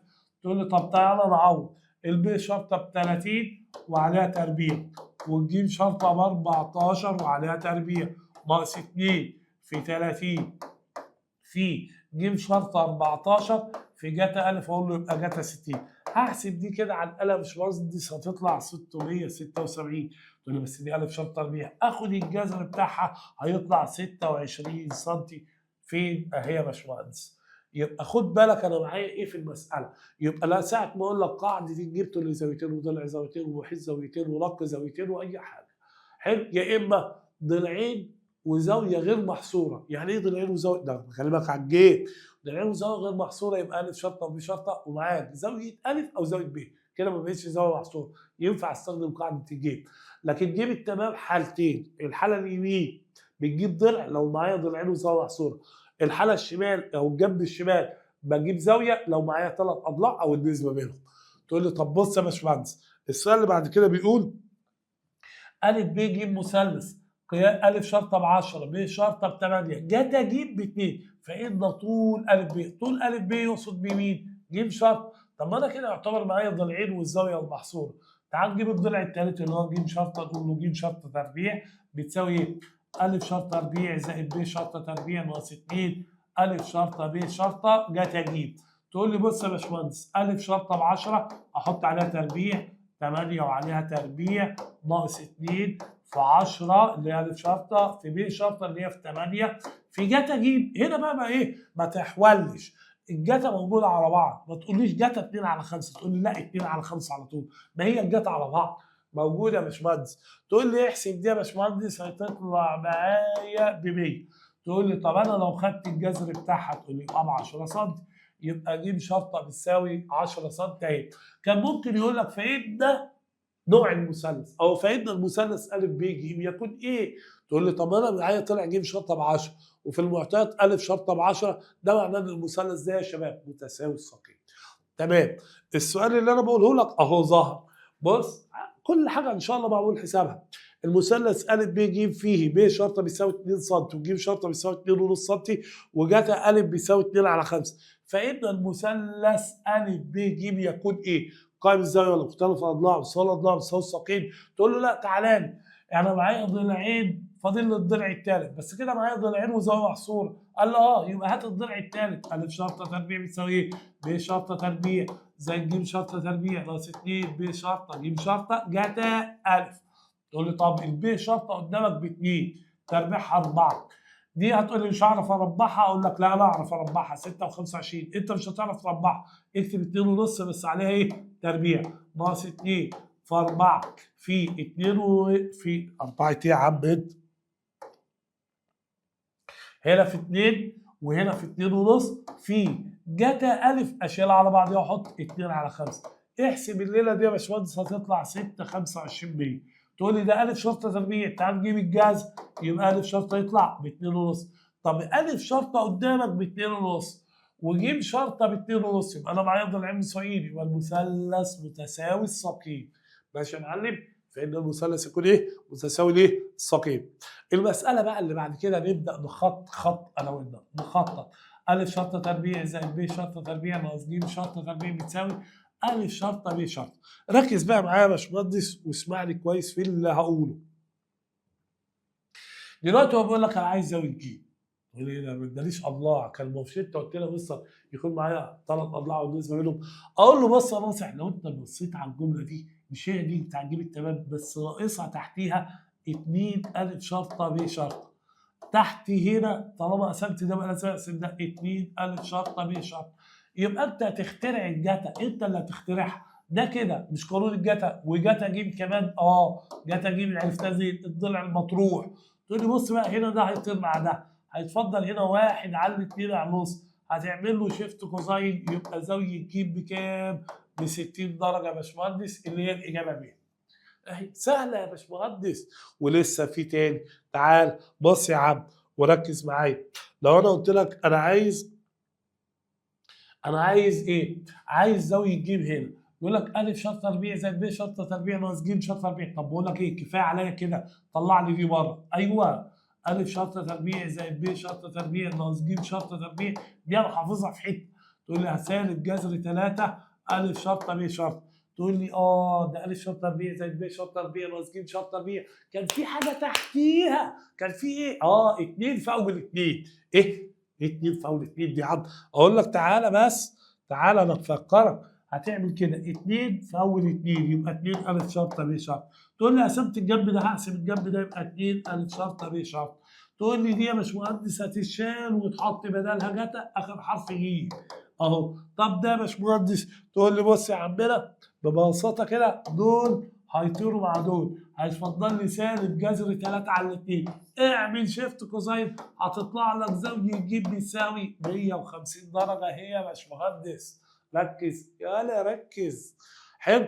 السؤال اللي بعد كده، هنا محتاجين نفك دي بصراحه يا باشمهندس. بيقول ايه؟ بيقول لك ج شرطه تربيع بتساوي الف شرطه زائد ب شرطه بكل تربيع ناقص الف شرطه ب شرطه. تعالى كده يا باشمهندس، لو انا كتبت ج شرطه تربيع، لو قلت لك فك لي القوس ده، تقول لي مربع الاول ومربع الثاني والاول في الثاني في 2. ايه؟ قلت ايه؟ مربع الاول ومربع الثاني واضرب الاول في الثاني في 2. تقول لي تمام، انا هعمل اللي انت قلته. هربع الاول يبقى الف شرطه تربيع، هربع الثاني يبقى زائد ب شرطه تربيع، هكتب زائد واقول له الاول في الثاني في 2 يبقى 2 الف شرطه ب شرطه. اكتب دي بقى زي ما هي ناقص الف شرطه ب شرطه. معلش خطوه كمان، ج شرطه تربيع تبقى الف شرطه تربيع زائد ب شرطه تربيع، دول يتجمعوا على بعض، موجب 2 وسالب 1، تقول لي يبقى موجب الف شرطه ب شرطه. صح؟ يا مستر كانت الثلاثه تربيعات بيبقوا لازقين في بعض. قال لي ماشي، انا خليهم لك لازقين في بعض. لو انا وديت دي هنا ووديت دي هنا، الف شرطه ب شرطه، الاشاره موجب تروح هناك سالب، يبقى سالب الف شرطه ب شرطه. ودي تبقى الف شرطه تربيع زائد ب شرطه تربيع، هتيجي دي كده سالب ج شرطه تربيع. تمام. ركز كده يا باشمهندس واسمع معايا. دي كان ناقصها حاجه تحتيها 2 في اول 2، تقول لي يبقى الف شرطه ب شرطه، يبقى هروح اقسم دي 2 الف شرطه ب شرطه. هشيل بقى المره دي كده يا باشمهندس واحط بدلها جتا ج. ودي يا باشمهندس الاثنين دول يمروا مع دي، تقول لي تمام، يتفضل سالب نص. تقول لي هعمل لها شيفت كوزاين، هتطلع زاويه ج بكام يا باشمهندس؟ ب 120 درجه. السؤال اللي بعد كده بيقول ايه؟ ب شرطه تربيع زائد ج شرطه تربيع ناقص الف شرطه تربيع. ده انت تبقى قفص لو ما حلتهاش دي، اوعى. في نقط، انا عايز نقط. هي دي كان ناقصها ناقصها 2 تحتيها صح؟ تقول لي طيب الاثنين اللي تحت هقسم هنا يبقى 2 2 ب شرطه ج شرطه صح؟ يبقى دي 2 ب شرطه ج شرطه صح؟ لو شلت دول مع دول كلهم يبقى المفروض ده يساوي ايه؟ تقول لي طب ما هو ده جتا اخر حرف، يبقى جتا الف. اهي يا باشمهندس جتا الف اهي، كأن انا اللي حطيت القانون. طبعا بص يعني خليك ناصح برضه في حاجات كده تعالى بقى بص معايا المسألة دي كده وإيه ونتعلم لو أنت. بيقول لك إيه؟ بيقول لك إذا كان ألف شرطة تربيع زائد ب شرطة تربيع ناقص ج شرطة تربيع، ألف شرطة تربيع زائد ب شرطة تربيع ناقص ج شرطة تربيع بتساوي كاف ألف شرطة ب شرطة. تمام. وزاوية ج ب 120 تبقى الكاف دي بكام؟ تقول لي طب استنى، هي دي أنا عارف إن يبقى تحتيها 2 ألف شرطة ب شرطة، يبقى دي تحتيها 2 ألف شرطة ب شرطة. دي كده يا باشمهندس هتشال وتحط بدلها جتاجيب، صح؟ يا مستر والله العظيم ده انا حافظ القانون ده كويس قوي يا مستر. تمام. يبقى ده كده كله على بعضه اتشال وتحط بداله جتاجيب، وهنا دي هتطير مع دي يتفضل كاف على الاثنين. ايه كاف بقى بكام؟ تقول لي مش انت معاك جيم؟ لو حطيت الجيم ب 120 وحسبت جتا 120 بتساوي كتبت كاف على الاثنين زي ما هي، احسب دي على الآلة يا باشمهندس هتلاقيها بسالب نص بتساوي كاف على الاثنين. تمام. ايه رايك يا نجم انت وهو لو انا رحت مطلع الاثنين دي مع الاثنين دي؟ تقول لي تبقى الكاف بتساوي ايه؟ قال لي يبقى الكاف بتساوي سالب 1. في اختيارات اهي يا عم، بس الموضوع سهل. تعال نروح بقى مع بعض للدرس بتاع حل المثلث. بص يا معلم، حل المثلث احنا اتفقنا بقى مع بعض لو معايا هدي لك كده التفصيله بتاعته ألف شرطه وب شرطه وزاويه ألف وزاويه ايه؟ ألف. ايه اللي هيحصل؟ قال لي اول حاجه نوجد ارتفاع المثلث. نوجد ايه يا شباب؟ ارتفاع المثلث رمزه عين. وده يتجاب ازاي ارتفاع المثلث ده بالظبط؟ قال لي عين بيساوي ب شرطه جا ألف. يعني انت معاك زاويه ألف تقول له يبقى جا ألف في ب شرطه. طب معاك زاويه ب تقول لي يبقى ألف شرطه في جا ب. ده كده القانون بتاع ارتفاع المثلث. طيب لو زاويه ألف حاده اللي مديها لي في المساله بالظبط، قال لي هتلعب 4 لعبات 1 2 3 4. بص يا باشمهندس، لو طلع الارتفاع اكبر من ألف شرطه، لو طلع الارتفاع بيساوي ألف شرطه، لو طلع الارتفاع اصغر من ألف شرطه، وألف شرطه اصغر من ب شرطه. طب لو في المعطيات ألف شرطه اكبر من او تساوي ب شرطه، ايه اللي يحصل؟ قال لي بص دول 4 حالات خد بالك منهم.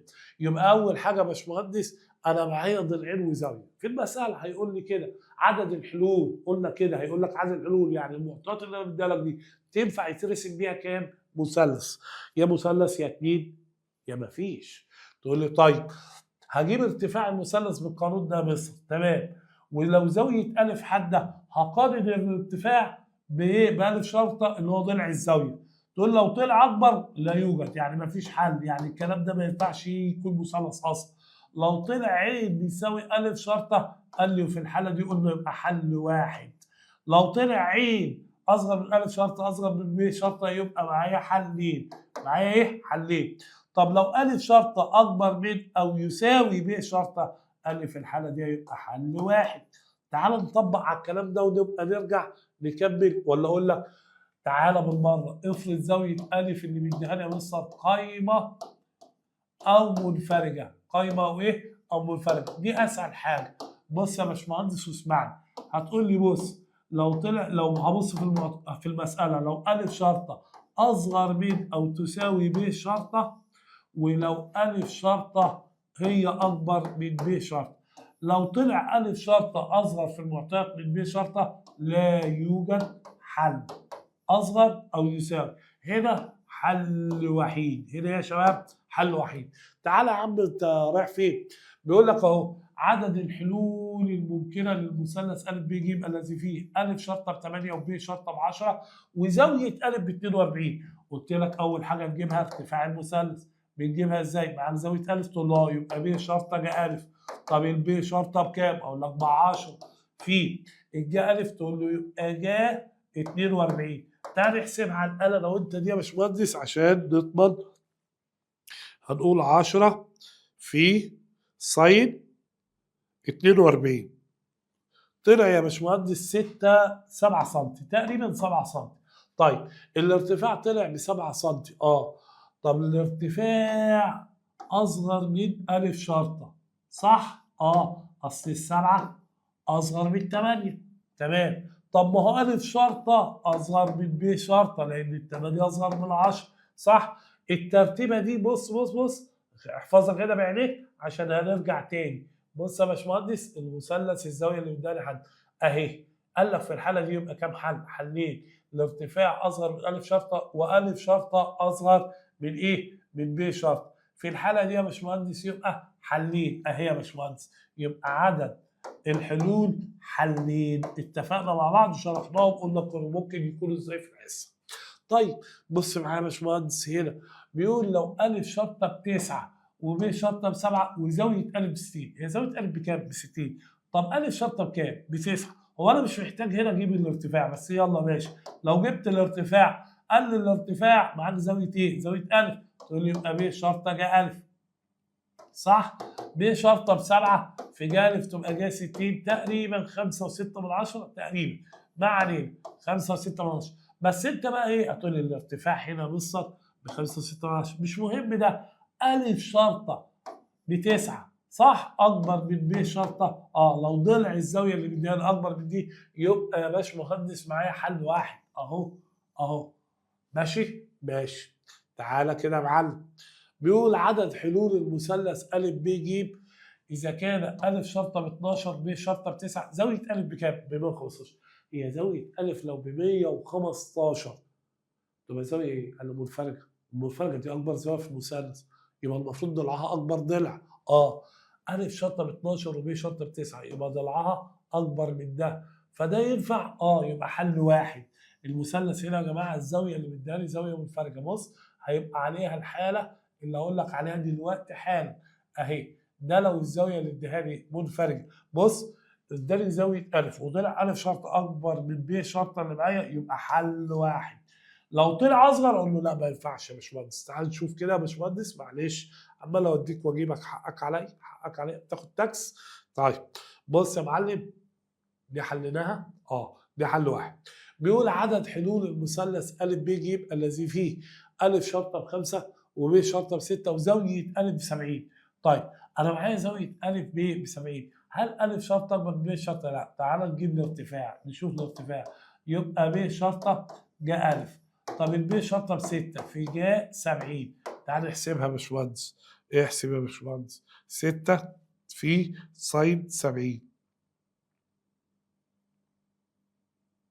طلع 5.6. 5.6. ايه ده؟ ده 5.6 اللي هو الارتفاع، وألف شرطة بخمسة. الارتفاع أكبر من الضلع؟ لا طبعا. الارتفاع أكبر من ألف شرطة؟ هذا أكبر من ده. قال لي لو طلع الارتفاع أكبر من ألف شرطة مفيش مثلث ينفع يترسم كده. يا شباب بصوا يا شباب عشان تبقى معلش معايا في الصورة، لو أنا رحت عامل كده وهنا ألف وهنا ب وهنا ج، تقول لي بص يا باشمهندس وأنا اديتك زاوية ألف أهي ب 70 درجة. لو أنا الارتفاع اللي بحسبه ده بيبقى هنا في الحتة دي مثلا، لو طلع ده ب5.6 وده بكام يا باشمهندس؟ ب5 سم، المثلث الصغير ده مش هيبقى قائم الزاويه هنا عشان ده ارتفاع؟ هل ينفع الضلع القايمه اكبر من وتر في المثلث ده؟ لا. يبقى الكلام ده غلط، يبقى الكلام ده ما ينفعش. يبقى هنا ما ينفعش ارسم مثلث بالمواصفات دي يا شباب. حلو. الكلام ده بقى نخش بعديه. بيقول المثلث أ ب ج فيه أ شرطة ب3 وب شرطة ب4 وزاوية أ ب100 درجة. هذه الشروط تحقق وجود مثلث ولا مثلثين ولا 3 ولا لا تحقق وجود مثلث؟ تعال نشوف. هي زاوية أ زاوية كام؟ 100 يعني منفرجة. يبقى المفروض ضلعها أكبر ضلع، صح؟ ازاي يكون ضلعها اكبر ضلع وهو مديني أ شرطة ضلعها ب3 وب شرطة ب4؟ هو 3 اكبر من 4؟ لا. يبقى الكلام ده ما ينفعش، ما ينفعش ارسم ولا مثلث. بعد بقى ما خلصنا رقم 5 نخش في رقم 6. بيقول يا شباب، بيقول لك إذا كان للمثلث أ ب ج حل وحيد حيث أ شرطة ب 15 سم وزاوية ب، خد بالك المرة دي اداك زاوية ب تساوي 30، فإن ب شرطة يمكن أن تساوي. طالما المثلث ليه حل وحيد يا شباب وهو بيدي لك زاوية ب، يبقى حاجة من الاثنين، يا إما الارتفاع يساوي ب شرطة، يا إما المفروض إن ب شرطة يبقى هو الأكبر من أ شرطة. طيب يبقى معنى كده ان انا لازم اشوف في الاختيارات الب شرطه اكبر من أ شرطه، يعني عايز اشوف رقم اكبر من ال 15. هل قصادك حاجه اكبر من 15؟ لا. قال لي طالما ليه حل وحيد يبقى هي هتمشي عليه الحاله دي، يبقى العين بيساوي ب شرطه صح؟ طب والعين ده بيساوي ايه؟ بيساوي أ شرطة ج ب. طيب الألف شرطة بكام؟ ب 15 في ج ب يعني في ج 30 تبقى 7.5 سم يا باشمهندس. يبقى كده خد بالك المثلث في الحالة دي هيكون قائم الزاوية. صح كده؟ هو ادالك زاوية ب ب 30 درجة. تصدق؟ والارتفاع هيبقى ده هيبقى ب شرطة. هو الارتفاع هو اللي ب 7.5 سم. تمام. ويبقى ألف شرطة ده اللي هو ب 15 سم أهي دي. تمام؟ يبقى الاختيار بتاعي هيبقى ايه يا شباب؟ هيبقى ب. السؤال اللي بعد كده بيقول يمكن للمثلث أ ب ج الذي فيه ب شرطة ب9 وزاوية أ بتلغين أن يكون له حلات. حلات دي مش موجودة غير لو العين أصغر من هو بيديني زاوية أ أصغر من أ شرطة أصغر من إيه؟ ب شرطة. طيب تعالى نحسب أنا وأنت كده يا باشمهندس الارتفاع يكون إيه؟ الارتفاع هيبقى ب شرطة وجا ألف. تمام. الب شرطة والجا ألف دول يبقى 9 في جا 30 دي بكام يا باشمهندس؟ ب 4.5 سم. تمام يا مستر.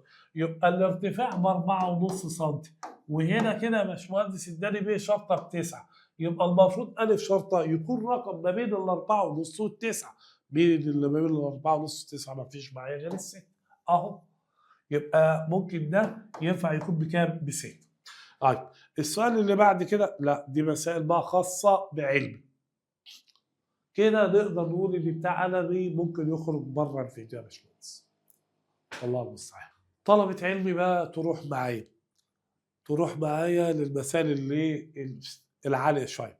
بص انا قبل ما ابدا بسؤال رقم 1 ده يا جماعة هروح لسؤال كده عايز اجيبه لك معلش عشان هيفيدك قوي. وبعد كده هنرجع للترتيب تاني ما تخافش. ايوه بيقول في المثلث أ ب ج تكون مساحته بتساوي نقط ج أ ج ب ج ج 2 نق ولا 2 نق تربيع ولا نق ولا نق تربيع. بص انا معلش عايزك على قد ما تقدر القوانين اللي هنثبتها دلوقتي يا ريت تحفظها لان ممكن تخدمك في المسائل. هو دلوقتي عايزك تثبت ان مساحه المثلث بتساوي حاجه من دول في ج أ ج ب ج ج. طبعا هي واضح ان هي الخط اهو ماشي. بس انا اقول لك دلوقتي مساحه المثلث بتساوي تقول لي نص أ شرطة ب شرطة ج ج. تمام. أنا يا باشمهندس المفروض إن أنا حافظ إن أ شرطة بتساوي 2 نق ج أ والب شرطة بتساوي 2 نق ج ب وج ج دي هتنزل زي ما هي. يبقى أنا هعمل إيه؟ هحط الإثبات قدامي أو القانون اللي أنا حافظه قدامي. مين هنا وهنا؟ الج ج والج ج. تقول لي يبقى أنا المفروض أبدل أ شرطة وب شرطة بحاجة فيها نق. فانا رحت مبدل أ شرطه ب 2 نق ج أ ده قانون محفوظ والب شرطه ب 2 نق ج ب. فانت هتلاقي نفسك يا باشمهندس على طول دايركت بتطير دي مع دي وتقول لي هضرب النق في 2 نق دي على بعض يبقى 2 نق تربيع ورص ج أ وج ب ج أ وج ب وج ج دول رصهم زي ما هم. يبقى المفروض مساحه المثلث قصادك بتساوي 2 نق تربيع ج أ ج ب ج ج. اللي بص بقى هروح اجيب لك السؤال ده القانون ده هيفيدني في ايه عشان ما تستغربش ان انا وديتك وجبتك. بص يا باشمهندس تعالى اهو. هو دلوقتي بيقول لك ايه؟ مساحه المثلث أ ب ج ب 24 نق ب5 ج أ في ج ب في ج أ زي ب. ايه عمالين من الصبح نقول هننفع نبدلها بج ج. طيب مساحه المثلث لو انا كتبتها لك بالقانون اللي لسه ثبته ده 2 نق تربيع ج أ ج ب ج ج. لو انا حافظ القانون ده وجيت تحت مساحه المثلث كتبت 24 وشلت النق ورحت حاطط 5 تربيعها 25 في 2 تبقى 50. تقول له جنبها ج أ ج ب ج ج. لو سالتك ده دلوقتي بيساوي ايه؟ تقول لي ج أ في ج ب في ج ج هيساوي اللي بره على اللي جوه يبقى هيساوي 24 على 50. فهتقول لي دي على الاثنين فيها ال 12 دي على الاثنين فيها ال 25 يبقى المفروض دي كده اهي اللي هو عايزها 12 على كام يا باشمهندس؟ على 25. الاجابه ده عرفت لازمه القوانين توفر عليك كتير قوي بدل ما انت تيجي تثبتها انت في الامتحان وانت قاعد. بص يا باشمهندس بيقول اذا كان نق بيساوي 3 أ شرطه ب شرطه ج شرطه. طب استنى أ شرطه ب شرطه ج شرطه على ج أ ج ب ج ج. هم دول كده مجموعين ولا مضروبين؟ مضروبين. فانت تعتبر أ شرطه على ج أ في ب شرطة على ج ب في ج شرطة على ج ج. ايوه يا مستر، ما انا لو ضربت دول هترجع دي زي ما كانت. تقول لي طب دي 2 ضغط. بص يا باشمهندس، دي كده دي لوحدها 2 ضغط، ودي 2 ضغط، ودي 2 ضغط. ف2 ضغط في 2 ضغط في 2 ضغط، تقول لي يبقى 8 ضغط ايه؟ تكعيب. 2 في 2 في 2 ب 8، وضغط في ضغط في ضغط اهي. طب هو ادالك فوق الضغط بكام؟ قال لي ب3. تقول لي يبقى 8 في، هشيل الضغط واحط 3 اس 3، 3 اس 3 ب 27، في دي ب 216 يا باشمهندس، اللي هي الاجابه ده. تقول لي بص، يبقى الف شرطه ب شرطه ج شرطه على ج الف ج ب ج ج اللي انا عايزها اهي يا معلم. السؤال اللي بعد كده يا باشمهندس بيقول في المثلث ا ب ج اذا كانت العلامه دي هي نصف محيط ح نصف محيط المثلث، والعلامه دي مساحه المثلث، فإن ده بيساوي 2 ح، يعني كانوا بيقول لك ده بيساوي محيط المثلث على مساحه المثلث ولا نص المحيط على مساحه المثلث. طيب بص يا باشمهندس وركز معايا قوي قوي قوي، بالله عليك اسمعني. لو انا رحت عامل كده، دي ا شرطه ج ب، وهنا ب شرطه ج ج، وهنا ج شرطه ج أ. لو انا عايز اخلي المقام ده يبقى مساحه مثلث، الله دي ناقصه إيه عشان تبقى مساحه مثلث؟ احط لها نص ج شرطه، نص ج شرطه والف شرطه ج ب. تقول لي اللي حطيناه تحت لازم يتحط فوق. طب دي ناقصه عشان دي تبقى مساحه مثلث، تقول لي يبقى نص الف شرط، يبقى نحطها فوق نص الف شرط. دي هيبقى ناقصه إيه عشان تبقى مساحه مثلث؟ نص ب شرط، يبقى نص ب شرط اهي. طيب سعادتك ركز كده معايا، مش دي كده مساحة مثلث، ودي مساحة مثلث، ودي مساحة مثلث، كده بقى المقام واحد بعلامة دي مساحة المثلث. هجمع اللي فوق بس اخد النص عامل مشترك، هيتفضل ج شرطة زائد أ شرطة زائد ب شرطة. ده المحيط في نص، تقول لي نص المحيط، اقول لك يعني ح، لأنه قال لك فوق نص المحيط بح على مساحة المثلث. يبقى النسبة النسب اللي اداها لي دي طلعت لي ايه؟ طلعت لي ح على مساحة المثلث. الراجل بيقول كده، بيقول لك اذا كان ح نصف المحيط والعلامه دي مساحه المثلث، يبقى دي بتساوي 2 ح على مساحه المثلث، ولا ح على مساحه المثلث، ولا ح على 2 في مساحه المثلث، ولا 4 ح على مساحه المثلث. السؤال اللي بعد كده يا باشمهندس بيقول في المثلث ا ب ج اذا كان ا شرطه بيساوي ج ب، وب شرطه بيساوي ج ج، وج شرطه بيساوي ج ج، عايز محيط الدايره الماره بنص المثلث. محيط الدايره ده انت عايز 2 ضغط. طيب ركز كده معايا، لو انا كتبت سعادتك ا شرطه زائد ب شرطه زائد ج شرطه على ج ا زائد ج ب زائد ج ج بتساوي ايه؟ تقول لي بتساوي 2 ضغط. ودي جبتها منين يا مستر؟ مش انا عارف ان 2 ضغط بتساوي المحيط على ج ا زائد ج ب من اخر نسبه في قاعده الكيف، النسبه الرابعه. تقول لي طب بص يا باشمهندس معايا، لو انا هعمل حركه حلوه قوي، ا شرطه هشيلها واحط بدلها ج ب، وب شرطه هشيلها واحط بدلها ج ج، وجيب شرطه هشيلها اهي واحط بدلها ج ا، هتلاقي نفسك بتقول ج ا زائد ج ب زائد ج ج. طب لو قسمت ده على ده يبقى ايه؟ اللي هو يبقى 1. فكده يبقى 2 ضغط بيساوي 1، يبقى ضغط بتساوي ايه؟ قال لي يبقى ضغط بتساوي نص. طب هو عايز محيط الدايره، محيط الدايره 2 باي ضغط، صح؟ تقول لي يبقى 2 باي، اشيل الضغط واحط نص، فده يطير مع ده، يبقى محيط الدايره بيساوي ايه؟ بيساوي باي. يبقى الاجابه ايه يا باشمهندس؟ الاجابه دي لا، مش مظبوط. الاجابه هتبقى باي. ماشي يا نجم؟ ماشي يا نجم. السؤال اللي بعد كده بيقول ا ب ج مثلث فيه ا شرطه ق ا يا باشمهندس زائد ب شرطه في ق ب زائد ج شرطه في ق ج، ا شرطه ق ا زائد ب شرطه ق ب زائد ج شرطه ق ج. طب استناني بس كده لحظه، هي مش القطعه دي مقلوب الجاء؟ الله، طب ما تكتبها ا شرطه على ج ا، قلبت خليتها ج، ودي تبقى ب شرطه على ج ب، ودي يا باشمهندس تبقى ج شرطه على ج ج، صح؟ ده جمع ولا ضرب؟ لا جمع. تقول لي دي نشيلها نحط 2 ضغط زائد 2 ضغط، نشيل دي ونحط زائد 2 ضغط، الكلام ده يطلع بيساوي 6 ضغط. فين يا باشمهندس؟ اهي. السؤال اللي بعد كده يا باشمهندس دي بقى فيها فن. بص بيقول لك ا شرطه ج ا زائد ب شرطه ج ب زائد ج شرطه ج ج على ا شرطه ب زائد ب شرطه ب زائد ج شرطه ب بتساوي ايه؟ ومديها لك كلها بدلاله ضغط. طب بص يا معلم، مش انا حافظ ان ا شرطه على ج ا بتساوي 2 ضغط؟ اه. وحافظ كمان ان ب شرط على ج ب لوحدها بتساوي 2 نق وج شرط على ج اللي بتساوي 2 نق صح؟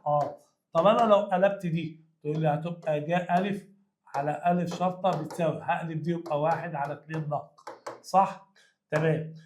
وبص يا باشمهندس، ويبقى قلبت دي يبقى ج ب على ب شرطة تقول لي يبقى 1 على 2 نق، ولو قلبت دي يبقى ج على ج شرطة بتساوي 1 على 2 نق. حلو، يعني الثلاثة دول يبقى أنا من حق أكتب كده ج أ على أ شرطة بتساوي ج ب على ب شرطة بيساوي ج على ج شرطة بتساوي ايه في الآخر يا باشمهندس؟ 1 على 2 نق. طب ركز معايا يا باشمهندس، لو أنا ضربت دي في أ شرطة فوق وتحت تقول لي أ شرطة ج أ على أ شرطة تربيع بتساوي، وضربت دي يبقى ب شرطة ج ب على ب شرطة تربيع، وضربت دي في ج شرطة فوق وتحت تقول لي يبقى ج شرطة ج على ج شرطة تربيع بتساوي، تقول لي 1 على 2 نق زي ما هي، ما جيتش جنب دي. حلو. طب لو انا جمعت دول قال لي ما هو مجموع المقدمات على مجموع التوالي يساوي احدى النسب. لو جمعت ده يا باشمهندس يقول لي يبقى أ شرطة تربيع أ شرطة ج أ زائد ب شرطة ج ب زائد ج شرطة ج على أ شرطة تربيع زائد ب شرطة تربيع زائد ج شرطة تربيع برضه بتساوي 1 على 2 نق. جمعت النسب كلها يا جماعه، الناتج بتاعها النسبه ما بتتغيرش. حلو، يبقى دي في الاخر كده. تمام يا باشمهندس؟ تمام. السؤال اللي بعد كده يا باشمهندس بيقول ده ثبتناه خلاص اهو. طيب هنا بيقول لك ايه؟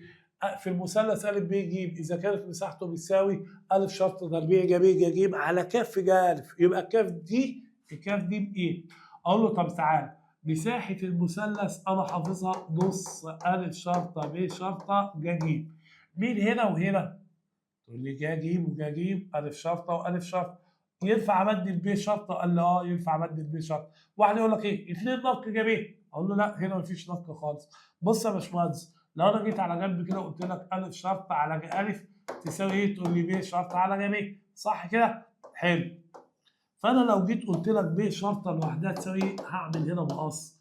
تقول لي يبقى أ شرطة ج ب على ج أ، صح؟ هاخد دي أعوض ب هنا. أقول لك يبقى نص في أ شرطة تتساوي ب شرطة تتشال وتحط ده، يبقى أ شرطة ج ب على ج أ، وهنزل الج دي زي ما هي.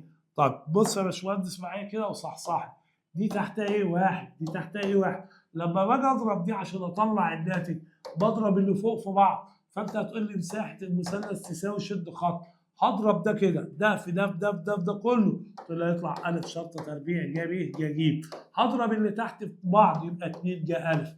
بص ده كده انا ثبت لك قانون. لو انت لقيت أ شرطة تربيع ج ب ج ج تقول لي ك في ج أ، تقول لي يبقى 2 في ج أ يبقى ك ب 2. طيب السؤال اللي بعد كده يا باشمهندس بيقول في المثلث أ ب ج إذا كانت مساحته بتساوي أ شرطة ب شرطة ج شرطة على كف نق، يبقى ك تساوي إيه؟ تقول لي مساحة المثلث بتساوي نص أ شرطة ب شرطة في ج ج. تمام؟ طيب أنا هنا مين معايا؟ أ شرطة معايا هنا، ب شرطة معايا هنا، يبقى مين اللي محتاج يتبدل؟ ج ج. بص يا باشمهندس، في مثلث من المثلثات اللي بدأت لك بيها الفيديو ده كان ايه؟ كان هنا ج شرطه وهنا 2 نق وهنا ج ج، صح؟ تقول لو انا جيت على جنب كده قلت لك انا عايز اطلع ج ج، تقول لي يبقى ج شرطه على 2 نق. اشمعنى بقى المره دي فيها نق؟ انا هنا النق موجود، اعمل له ايه؟ يبقى هنا يا باشمهندس هكتب كده نص في أ شرطه في ب شرطه، هشيل الج ج واحط دي بدلها يبقى ج شرطه على 2 نق. هي دي يا باشمهندس تحتيها 1 ودي تحتيها 1، فلما اجي اشد خط كده واضرب، تقول له اضرب اللي فوق في بعض يبقى أ شرطه ب شرطه ج شرطه، هضرب اللي تحت في بعض يبقى 4 نق. الكاف بايه؟ باربع اهي يا باشمهندس. بص هنا بقى مساله فنيه جدا. هنا بيقول لك ايه؟ في الشكل المقابل بيديني ده ب 8 وده ب 6 والزاويه دي ب 90 درجه وبيديني الصغيره سيتا.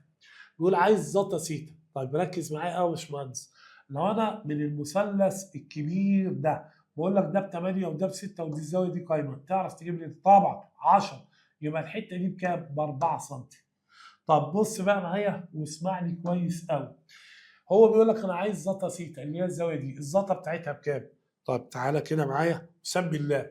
في المثلث ده بس لو انا استخدمت قاعده الجيب، تقول لي قاعده الجيب باخد ايه؟ كل دول على جيب الزاويه المقابله، يبقى انا هاخد 4 على جا سيتا.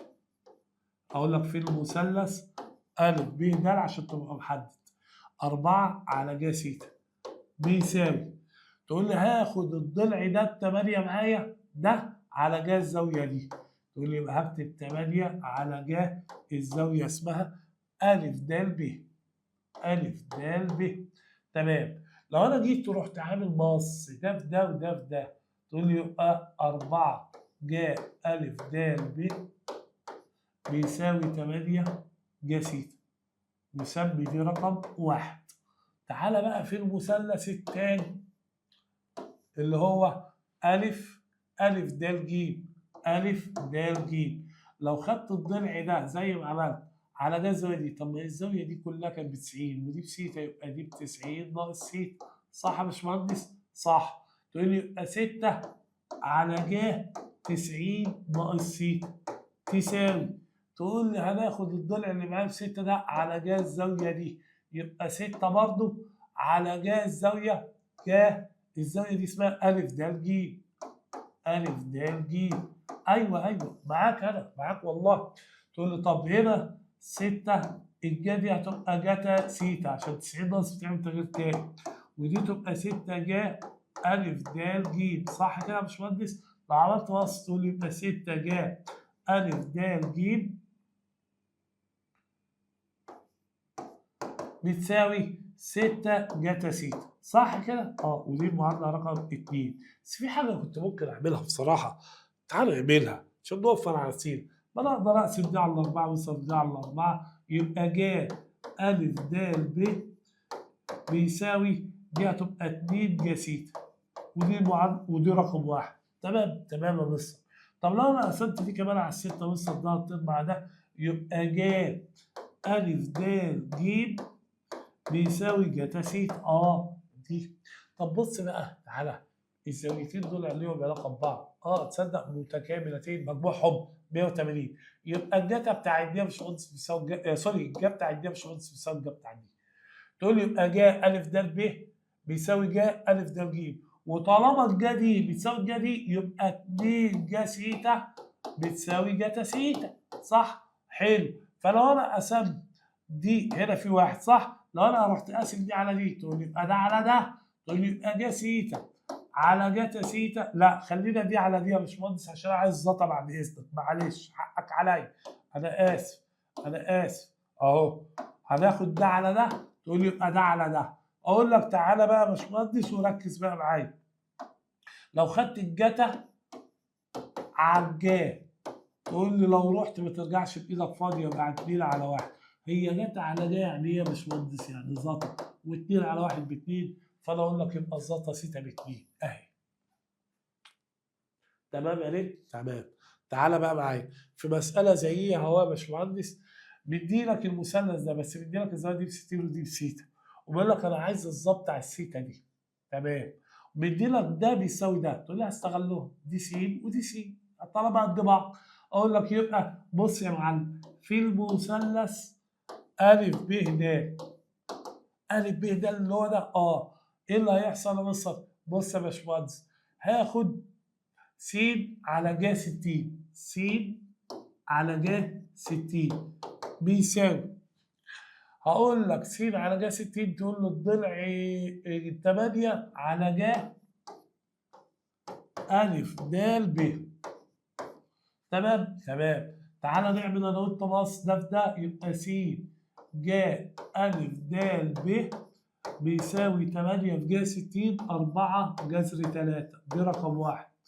تعالى بقى في المثلث ده يا باشمهندس، هاخد س على ج سيتا في المثلث أ د ج، هتقول لي س اللي هو الضلع ده على ج سيتا، س على ج سيتا بيساوي يا باشمهندس الضلع ده ب 12 على ج الزاويه دي، يبقى ج أ د ج. تعالى نعمل نص انا وانت، تقول لي ده في ده، يبقى س ج أ د ج بيساوي 12 ج سيتا، ودي المعادله رقم 2. بص بقى يا باشمهندس وركز معايا عشان العلاقات دي مهمه قوي. الزاويه دي والزاويه دي قلنا متكاملتين، يعني مجموعهم 180، يعني الجا بتاع دي بيساوي الجا بتاع دي، تمام؟ يبقى دي بتساوي دي، والسين هي سين. تقول لي يبقى الجنب ده كله بيساوي الجنب ده كله، اقول لك يبقى 12 ج سيتا اللي هي دي بتساوي 4 جذر 3، صح؟ هقسم على ال 12 على ال 12، فده يروح مع ده، يبقى ج سيتا بيساوي، هتطلع 1 على جذر 3. طب ركز، هو عايز الظا، تقول لي هعمل مثلث قائم كده للزاويه اللي اسمها سيتا دي، الجا مقابل على وتر. تعرف تجيب لي ده؟ نظريه فيثاغورس. اقول لك ربع ده ب3، ربع ده ب1، يبقى ده بجذر 2 يا حبيبي. اقول لك طب انا عايز الظا، تقول لي الظا سيتا المقابل عن مجاور 1 على جذر 2. 1 على جذر 2 اهي يا باشمهندس. السؤال بعد كده بيقول في الشكل المقابل راسم لي دايره وجواها مثلثين كده بينهم ضلع مشترك اسمه ب د. بيقول لك ا د ب4 جذر 2. 4 جذر 2 ا د اللي هو ده. بيقول عايز ب ج اللي هو ده. ب ج ماشي حاضر. طب ايه رايك في المثلث؟ في المثلث ا ب د، لو خدت ب د ده الضلع المشترك على ج ا، ب د على ج ا بتساوي الضلع اللي هو 4 جذر 2 ده على ج 45. بص يا باشمهندس، ده في المثلث ا ب د، هتطلع ب د على ج ا تساوي دي، هتطلع لك في القلم 8. مصلحة هنسميها رقم 1. يبقى أنا خدت ب د على ج ا. طيب في المثلث ب ج د، في المثلث ده يا باشمهندس لو خدت نفس الضلع اللي هو ب د هناخدها على ج ج. تقول لي طيب أنا عايز ب ج يبقى على ج 30 أهو، على ج الزاوية اللي في وشه. طب استنى يا باشمهندس استناني، هو مش الشكل ده كده اسمه رباعي دائري؟ أ وج وب ود على دايره واحده؟ يعني ا وج مجموعهم 180. قال لي لو ا وج مجموعهم 180 يبقى الجا بتاعت ا بتساوي الجا بتاعت الج. بص لي كده بقى معايا الكلام اللي انت بتقوله ده، وصل الجا بتاعت الج بتساوي الجا بتاعت ا، وب ده اهي هي ب د، ده معناه ان النسبه دي كلها بتساوي النسبه دي كلها. يبقى انا اقدر اقول لك يا باشمهندس يبقى النسبه دي بتساوي 8، يبقى ب ج على ج 30 بتساوي 8، وال8 دي تحتها 1. لو عملت بسط تقول لي يبقى ب ج بيساوي 8 في ج 30، تطلع الب ج بكام يا باشمهندس؟ ب4. يبقى هي يا باشمهندس. طيب المسألة اللي بعد كده بيقول في المثلث ا ب ج إذا كان قياس أ إلى قياس ب إلى قياس ج 3 ل5 ل4، تقول لي زاوية أ إلى زاوية ب إلى زاوية ج 3 ل5 ل4. مجموع زوايا المثلث كام درجة يا باشمهندس؟ 180. تقول لي بس اجمع النسبة دي الأول 12. تقول لي يبقى دي 180. تعرف تجيب لي زاوية أ؟ يا مستر أنا أعرف أجيب الزوايا كلها. هقول له 3 في 180 على دي تطلع ب 45. هقول دي في دي على دي 75. هقول له دي في دي على دي تطلع 60 درجة. يبقى أنا جبت لك الثلاث زوايا. بس هو بيقول لك أنا عايز جيم شرطة تربيع إلى أ شرطة تربيع. استناني كده، لو عايز نسبة من أضلاع هجيب النسبة للجيوب، يبقى أنا هجيب ج ج إلى ج أ. طب تعالى نحسب ج ج. ج ج هيبقى ج 60، هتطلع لك على الآلة جذر 3 على 2 إلى دي هتبقى ج أ شرطة. يبقى أنا بحسب ج أ، ج أ يبقى ج 45 دي هتطلع لك جذر 2 على 2.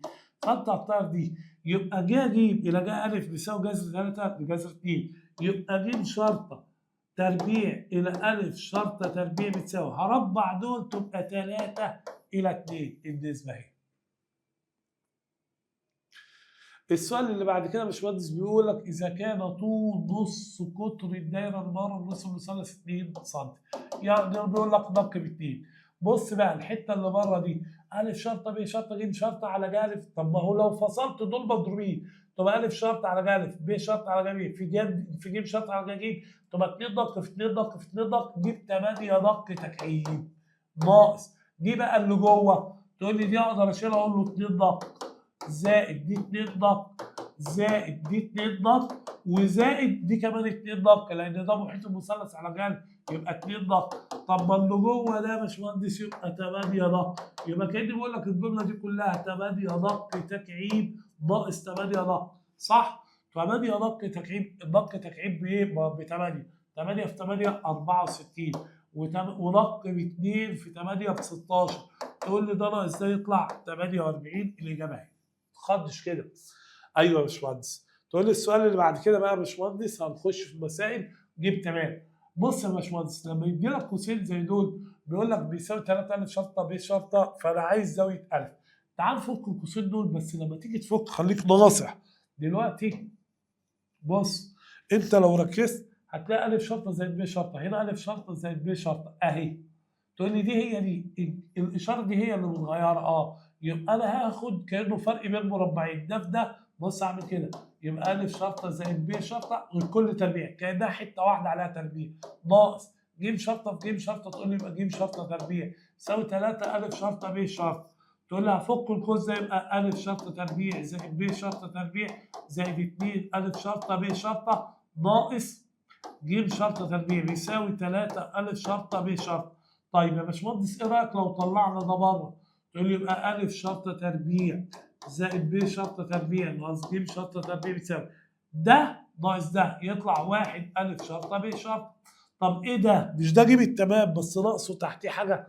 ناقصه يا مستر، ناقصه 2 الف شرطه ب شرطه ناقصه 2 الف شرطه ب شرطه. فده كده لو انت رحت واخدها على بعض تقول لي ده كده جتا جيم، وده يطير مع ده يا باشمهندس يتفضل لي نص. هعمل لها شيفت كوزاين تبقى زاويه قياس زاويه ج بيساوي كام يا باشمهندس؟ 60 درجه. يبقى هي الاجابه بتاعتي. تمام. السؤال بتاعه طبعا لما فكيت القوس هنا يا باشمهندس ربع الاول ربع الثاني الاول في الثاني في 2. السؤال اللي بعد كده يا باشمهندس نفس الفكره بس حته زياده بقى بصراحه. ركز لي بقى معايا كده، هاخد دي كلها حته واحده ودي لوحديها. تقول لي يبقى الف شرط زائد ب شرطه الكل تربيع، كانه ضربت ده بده اهو عليه تربيع ناقص دي سالب في موجب بسالب ج شرطه تربيع بتساوي بقى كاف الف شرطه ب شرطه. ركز كده معايا يا معلم. انا هفك القوس ده يبقى الف شرطه تربيع زائد ب شرطه تربيع زائد 2 الف شرطه ب شرطه ناقص ج شرطه تربيع بتساوي كاف الف شرطه ب شرطه. دي هتخرج بره. تقول لي يبقى الف شرطه تربيع زائد ب شرطه تربيع ناقص ج شرطه تربيع. هنا بقى مش هتعرف تطلع عشان كاف، بس تقدر تاخد الالف شرطه والب شرطه عامل مشترك، فيتفضلك في دي كاف ناقص دي هيتفضلك فيها 2. هقسم بقى على 2 الف شرطه ب شرطه زي ما متعودين 2 الف شرطه ب شرطه.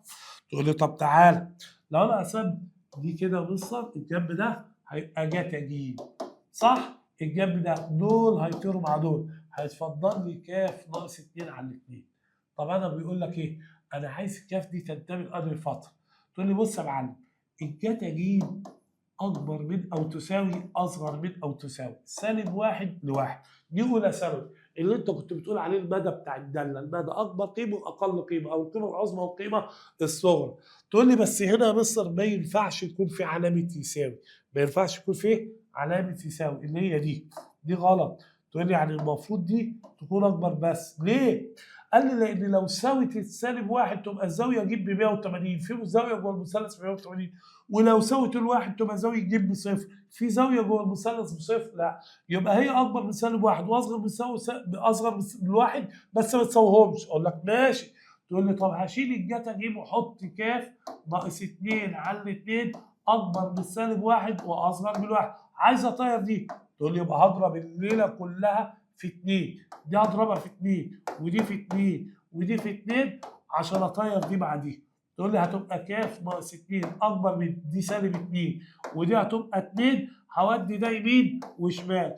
ده لو راح يمين سالب 2 زائد 2 تقول لي بقت بصفر. وهنا كاف دي راحت بقى هنا تقول لي يبقى ب4. يبقى لما اقول لك كاف تنتمي تقول لي من الفتره من 0 ل 4 بابين مفتوحين. اللي هي الاجابه ايه يا باشمهندس؟ الاجابه دي. السؤال اللي بعد كده يا باشمهندس بيقول لك 5 جا ألف جا ب بيساوي 6 جا ب جا ج بيساوي 9 جا ج جا ألف. ده أنا محتاج الله، ده أنا عايز زاوية ج. تقول لي طب أقول لك على حاجة، ما تيجي يا ناصح أنت هو نقسم على التلاتة ج، يعني جا ألف جا ب جا ج، هنا جا ألف جا ب جا ج، طب هنا جا ألف جا ب جا ج. بص يا باشمهندس إيه اللي هيحصل، وتعالى معايا وإيه، دول هيطيروا، يبقى 5 على جا ج بتساوي، دول هيطيروا بعدين يبقى 6 على جا ألف، صح يا ولا؟ صح يا مصر. جا ج وجا ألف، أدي جا ج وجا ألف، يبقى 9 على جا ب. مش دي نسبة؟ دي نسبة يا مصر؟ نسبة يا معلم. تقول لي في النسبة دي أقدر أرتب بقى ألف شرطة إلى ب شرطة إلى ج شرطة. ألف شرطة 6، ب شرطة 9، ج شرطة 5. أنا عايز زاوية ج، اقول له معايا بالنسبه للاضلاع، اقول له يبقى جت اجيب استخدم الف شرط تربيع زائد ب شرط تربيع ناقص ج شرط تربيع على 2 الف شرطه ب شرطه. هعوض يا باشمهندس، تقول لي يبقى 36 زائد 81 ناقص 25 على 2 في 6 في 9. طيب دي 36 117 ناقص دي، يبقى نشيل ال 17 ونشيل كمان 8 من ال 100، يبقى سالب 92. تحت دي 108. المهم هتعملها وتعمل لها شيفت كوزاين، هتطلع معاك الزاويه متقربه ب 32. المسألة بقى اللي هناخدها دلوقتي يا شباب فيها فكرة جميلة قوي، عايزك تركز فيها، انا جهزت لك فيها حاجة.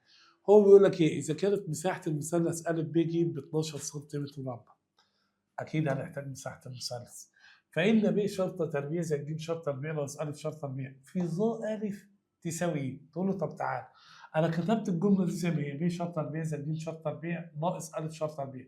الظل أ دي ينفع جا على جتا، جا أ على جتا أ، تقول له رحت ناقل دي زي ما هي، الجا أ نقلتها زي ما هي. هاجي بقى هنا يا ناصح هو بعمل ايه؟ الجتا دي لا مش هنزلها زي ما هي، ما انا حافظ قانون للجتا اللي هو ايه؟ اللي هو جتا أ ب شرطة تربيع زائد ج شرطة تربيع ناقص أ شرطة تربيع على 2 ب شرطة. طب ما هو على دي خليها فوق، حلو، مقام المقام بيطلع بسط، فده هيروح مع ده، صح كده يا باشمهندس؟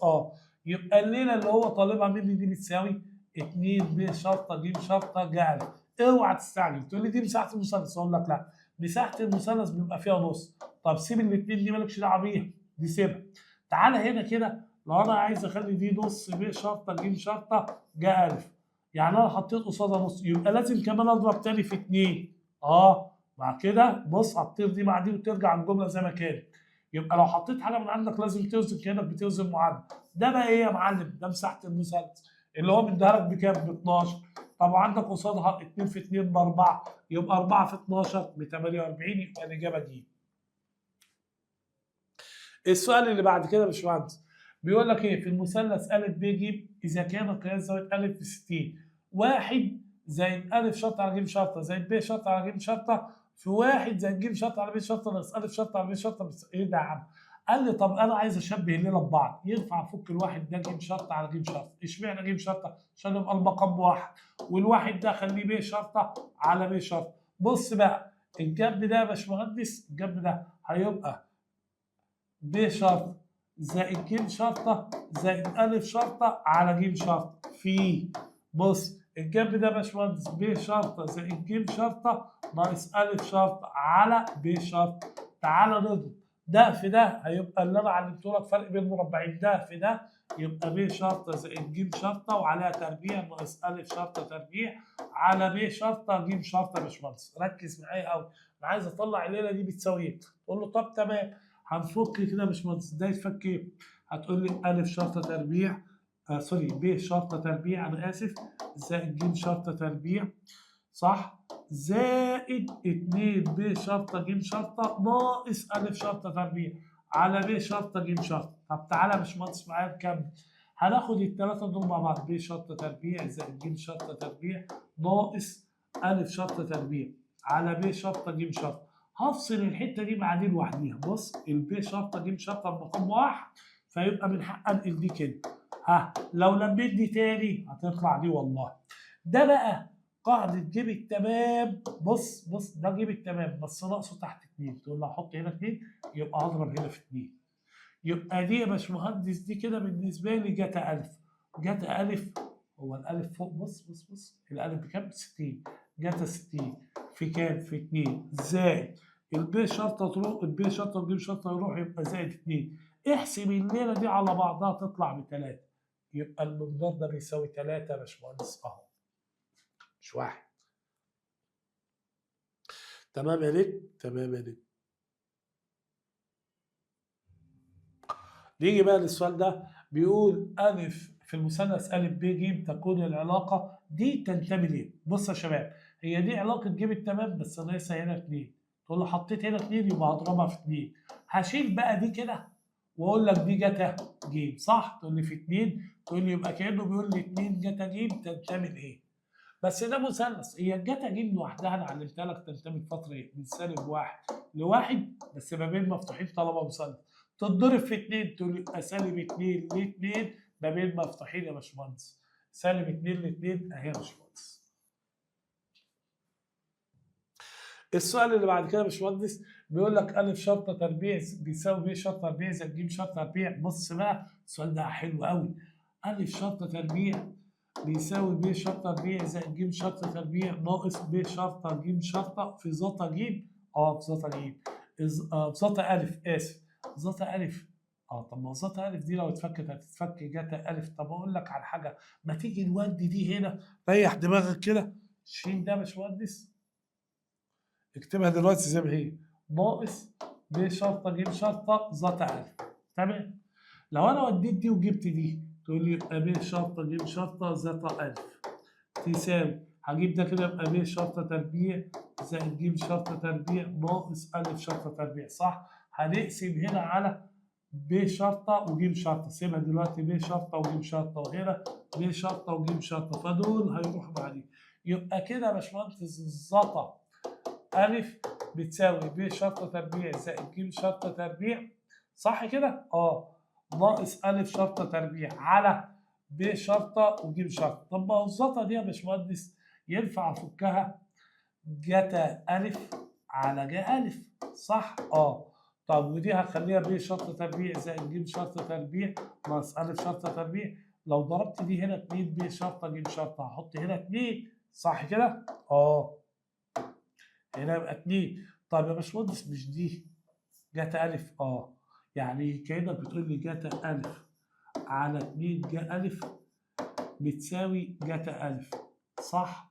دي تحت 1 ينفع طيرتي مع دي واعمل مقص، يبقى 2 ج أ تساوي 1، يبقى ج أ بتساوي نص، يبقى الألف يا إما 30 يا إما 150، صح يا شباب؟ تقول لي طب بص هنختار إيه؟ إيه ده؟ قال له يا حبيبي، ما انا هقول لك على حاجه انت ما خدتش بالك منها. في الجمله دي لو زاويه ا ب 90 زتا 90 بصفر الطير ده كله، يبقى معناها ان ا شرطه تربيع بيساوي ب شرطه تربيع زائد ج شرطه تربيع، يبقى المثلث قائم وأ شرطه وتر، يبقى الثلاثه ينفعوا. يبقى انا طلعت دول من المعادله اللي اداني، ودي ممكن تعويض ايه؟ مباشر. طب ما ادانيش ليه او ما بانتش ليه في الاول؟ لان لو بانت كان ممكن هنا لو انت قلبتها تبقى الظاء غير معرفه وتبقى المساله كلها غير معرفه، ما ينفعش. طيب هنا يا باشمهندس بيقول لك ا ب ج مثلث فيه ا شرطه ناقص ب شرطه على ده عايز زاويه ا. طب لو انا عملت مقص، مش ده في ده يديني فرق بين المربعين ا شرطه ب ناقص ب شرطه ب، وده في ده يبقى ب شرطه ج شرطه زائد ج شرطه تربيع، صح؟ طب يا باشمهندس انا عايز احل اللغز ده، اقول له ما تودي ده الناحيه دي يبقى ب شرطه ج شرطه بالسالب، وهات دول الناحيه دي يبقى ب شرطه تربيع زائد ج شرطة تربيع ناقص أ شرطة تربيع. طب اقسم على 2 ب شرطة ج شرطة على 2 ب شرطة ج شرطة، ده كده هيديني الليلة دي كلها هتديني جتا أ، الليلة دي هتديني ده هيطير، دول هيطيروا يبقى سالب نص، هعمل لها شيفت كوزاين تطلع زاوية أ بكام يا باشمهندس؟ ب 120. تمام؟ تمام. آخر سؤال عندنا بقى يا شباب بيقول أ ب ج مثلث فيه ب شرطة بيساوي ج شرطة، فإن أ شرطة تربيع ناقص 2 ب شرطة تربيع على ب شرطة وده كمان بيساوي 1، عايز زاوية أ. إيه رأيك لو عملنا بص هنا؟ تقول لي يبقى أ شرطة تربيع ناقص 2 ب شرطة تربيع بتساوي ب شرطة تربيع، لو خرجت دي بره يا باشمهندس تقول لي يبقى أ شرطة تربيع بيساوي 3 ب شرطة تربيع. طيب هو عايز زاوية ألف، إيه رأيك كات ألف القانون بتاعها؟ تقول لي ب شرطة تربيع زائد ج شرطة تربيع ناقص ألف شرطة تربيع على 2 ب شرطة ج شرطة، صح كده؟ طب تعالى لي كده، ب شرطة بيساوي ج شرطة، تمام، ب شرطة بتساوي ج شرطة، يبقى ينفع أكتب ب شرطة تربيع زائد أشيل ج شرطة أحط بدلها ب شرطة تبقى ب شرطة تربيع، وألف شرطة تربيع بتساوي 3 ب شرطة تربيع، وتحت 2 ب شرطة أسيبها وج شرطة تتحط بدلها ب شرطة تتضرب في دي يبقى ب شرطة تربيع، فأنت لما تيجي تحسب تقول يبقى جت ألف 1 زائد 1 ناقص 3 يبقى سالب ب شرطة تربيع، ودي 2 ب شرطة تربيع، وده يطير مع ده يبقى سالب نص، نعمل لها شيفت كوزاين تبقى الزاوية 120، وكده يبقى بفضل الله راجعنا حساب المثلثات بالكامل. أشوفكم على خير ويا رب أكون أفدتكم، والسلام عليكم ورحمة الله.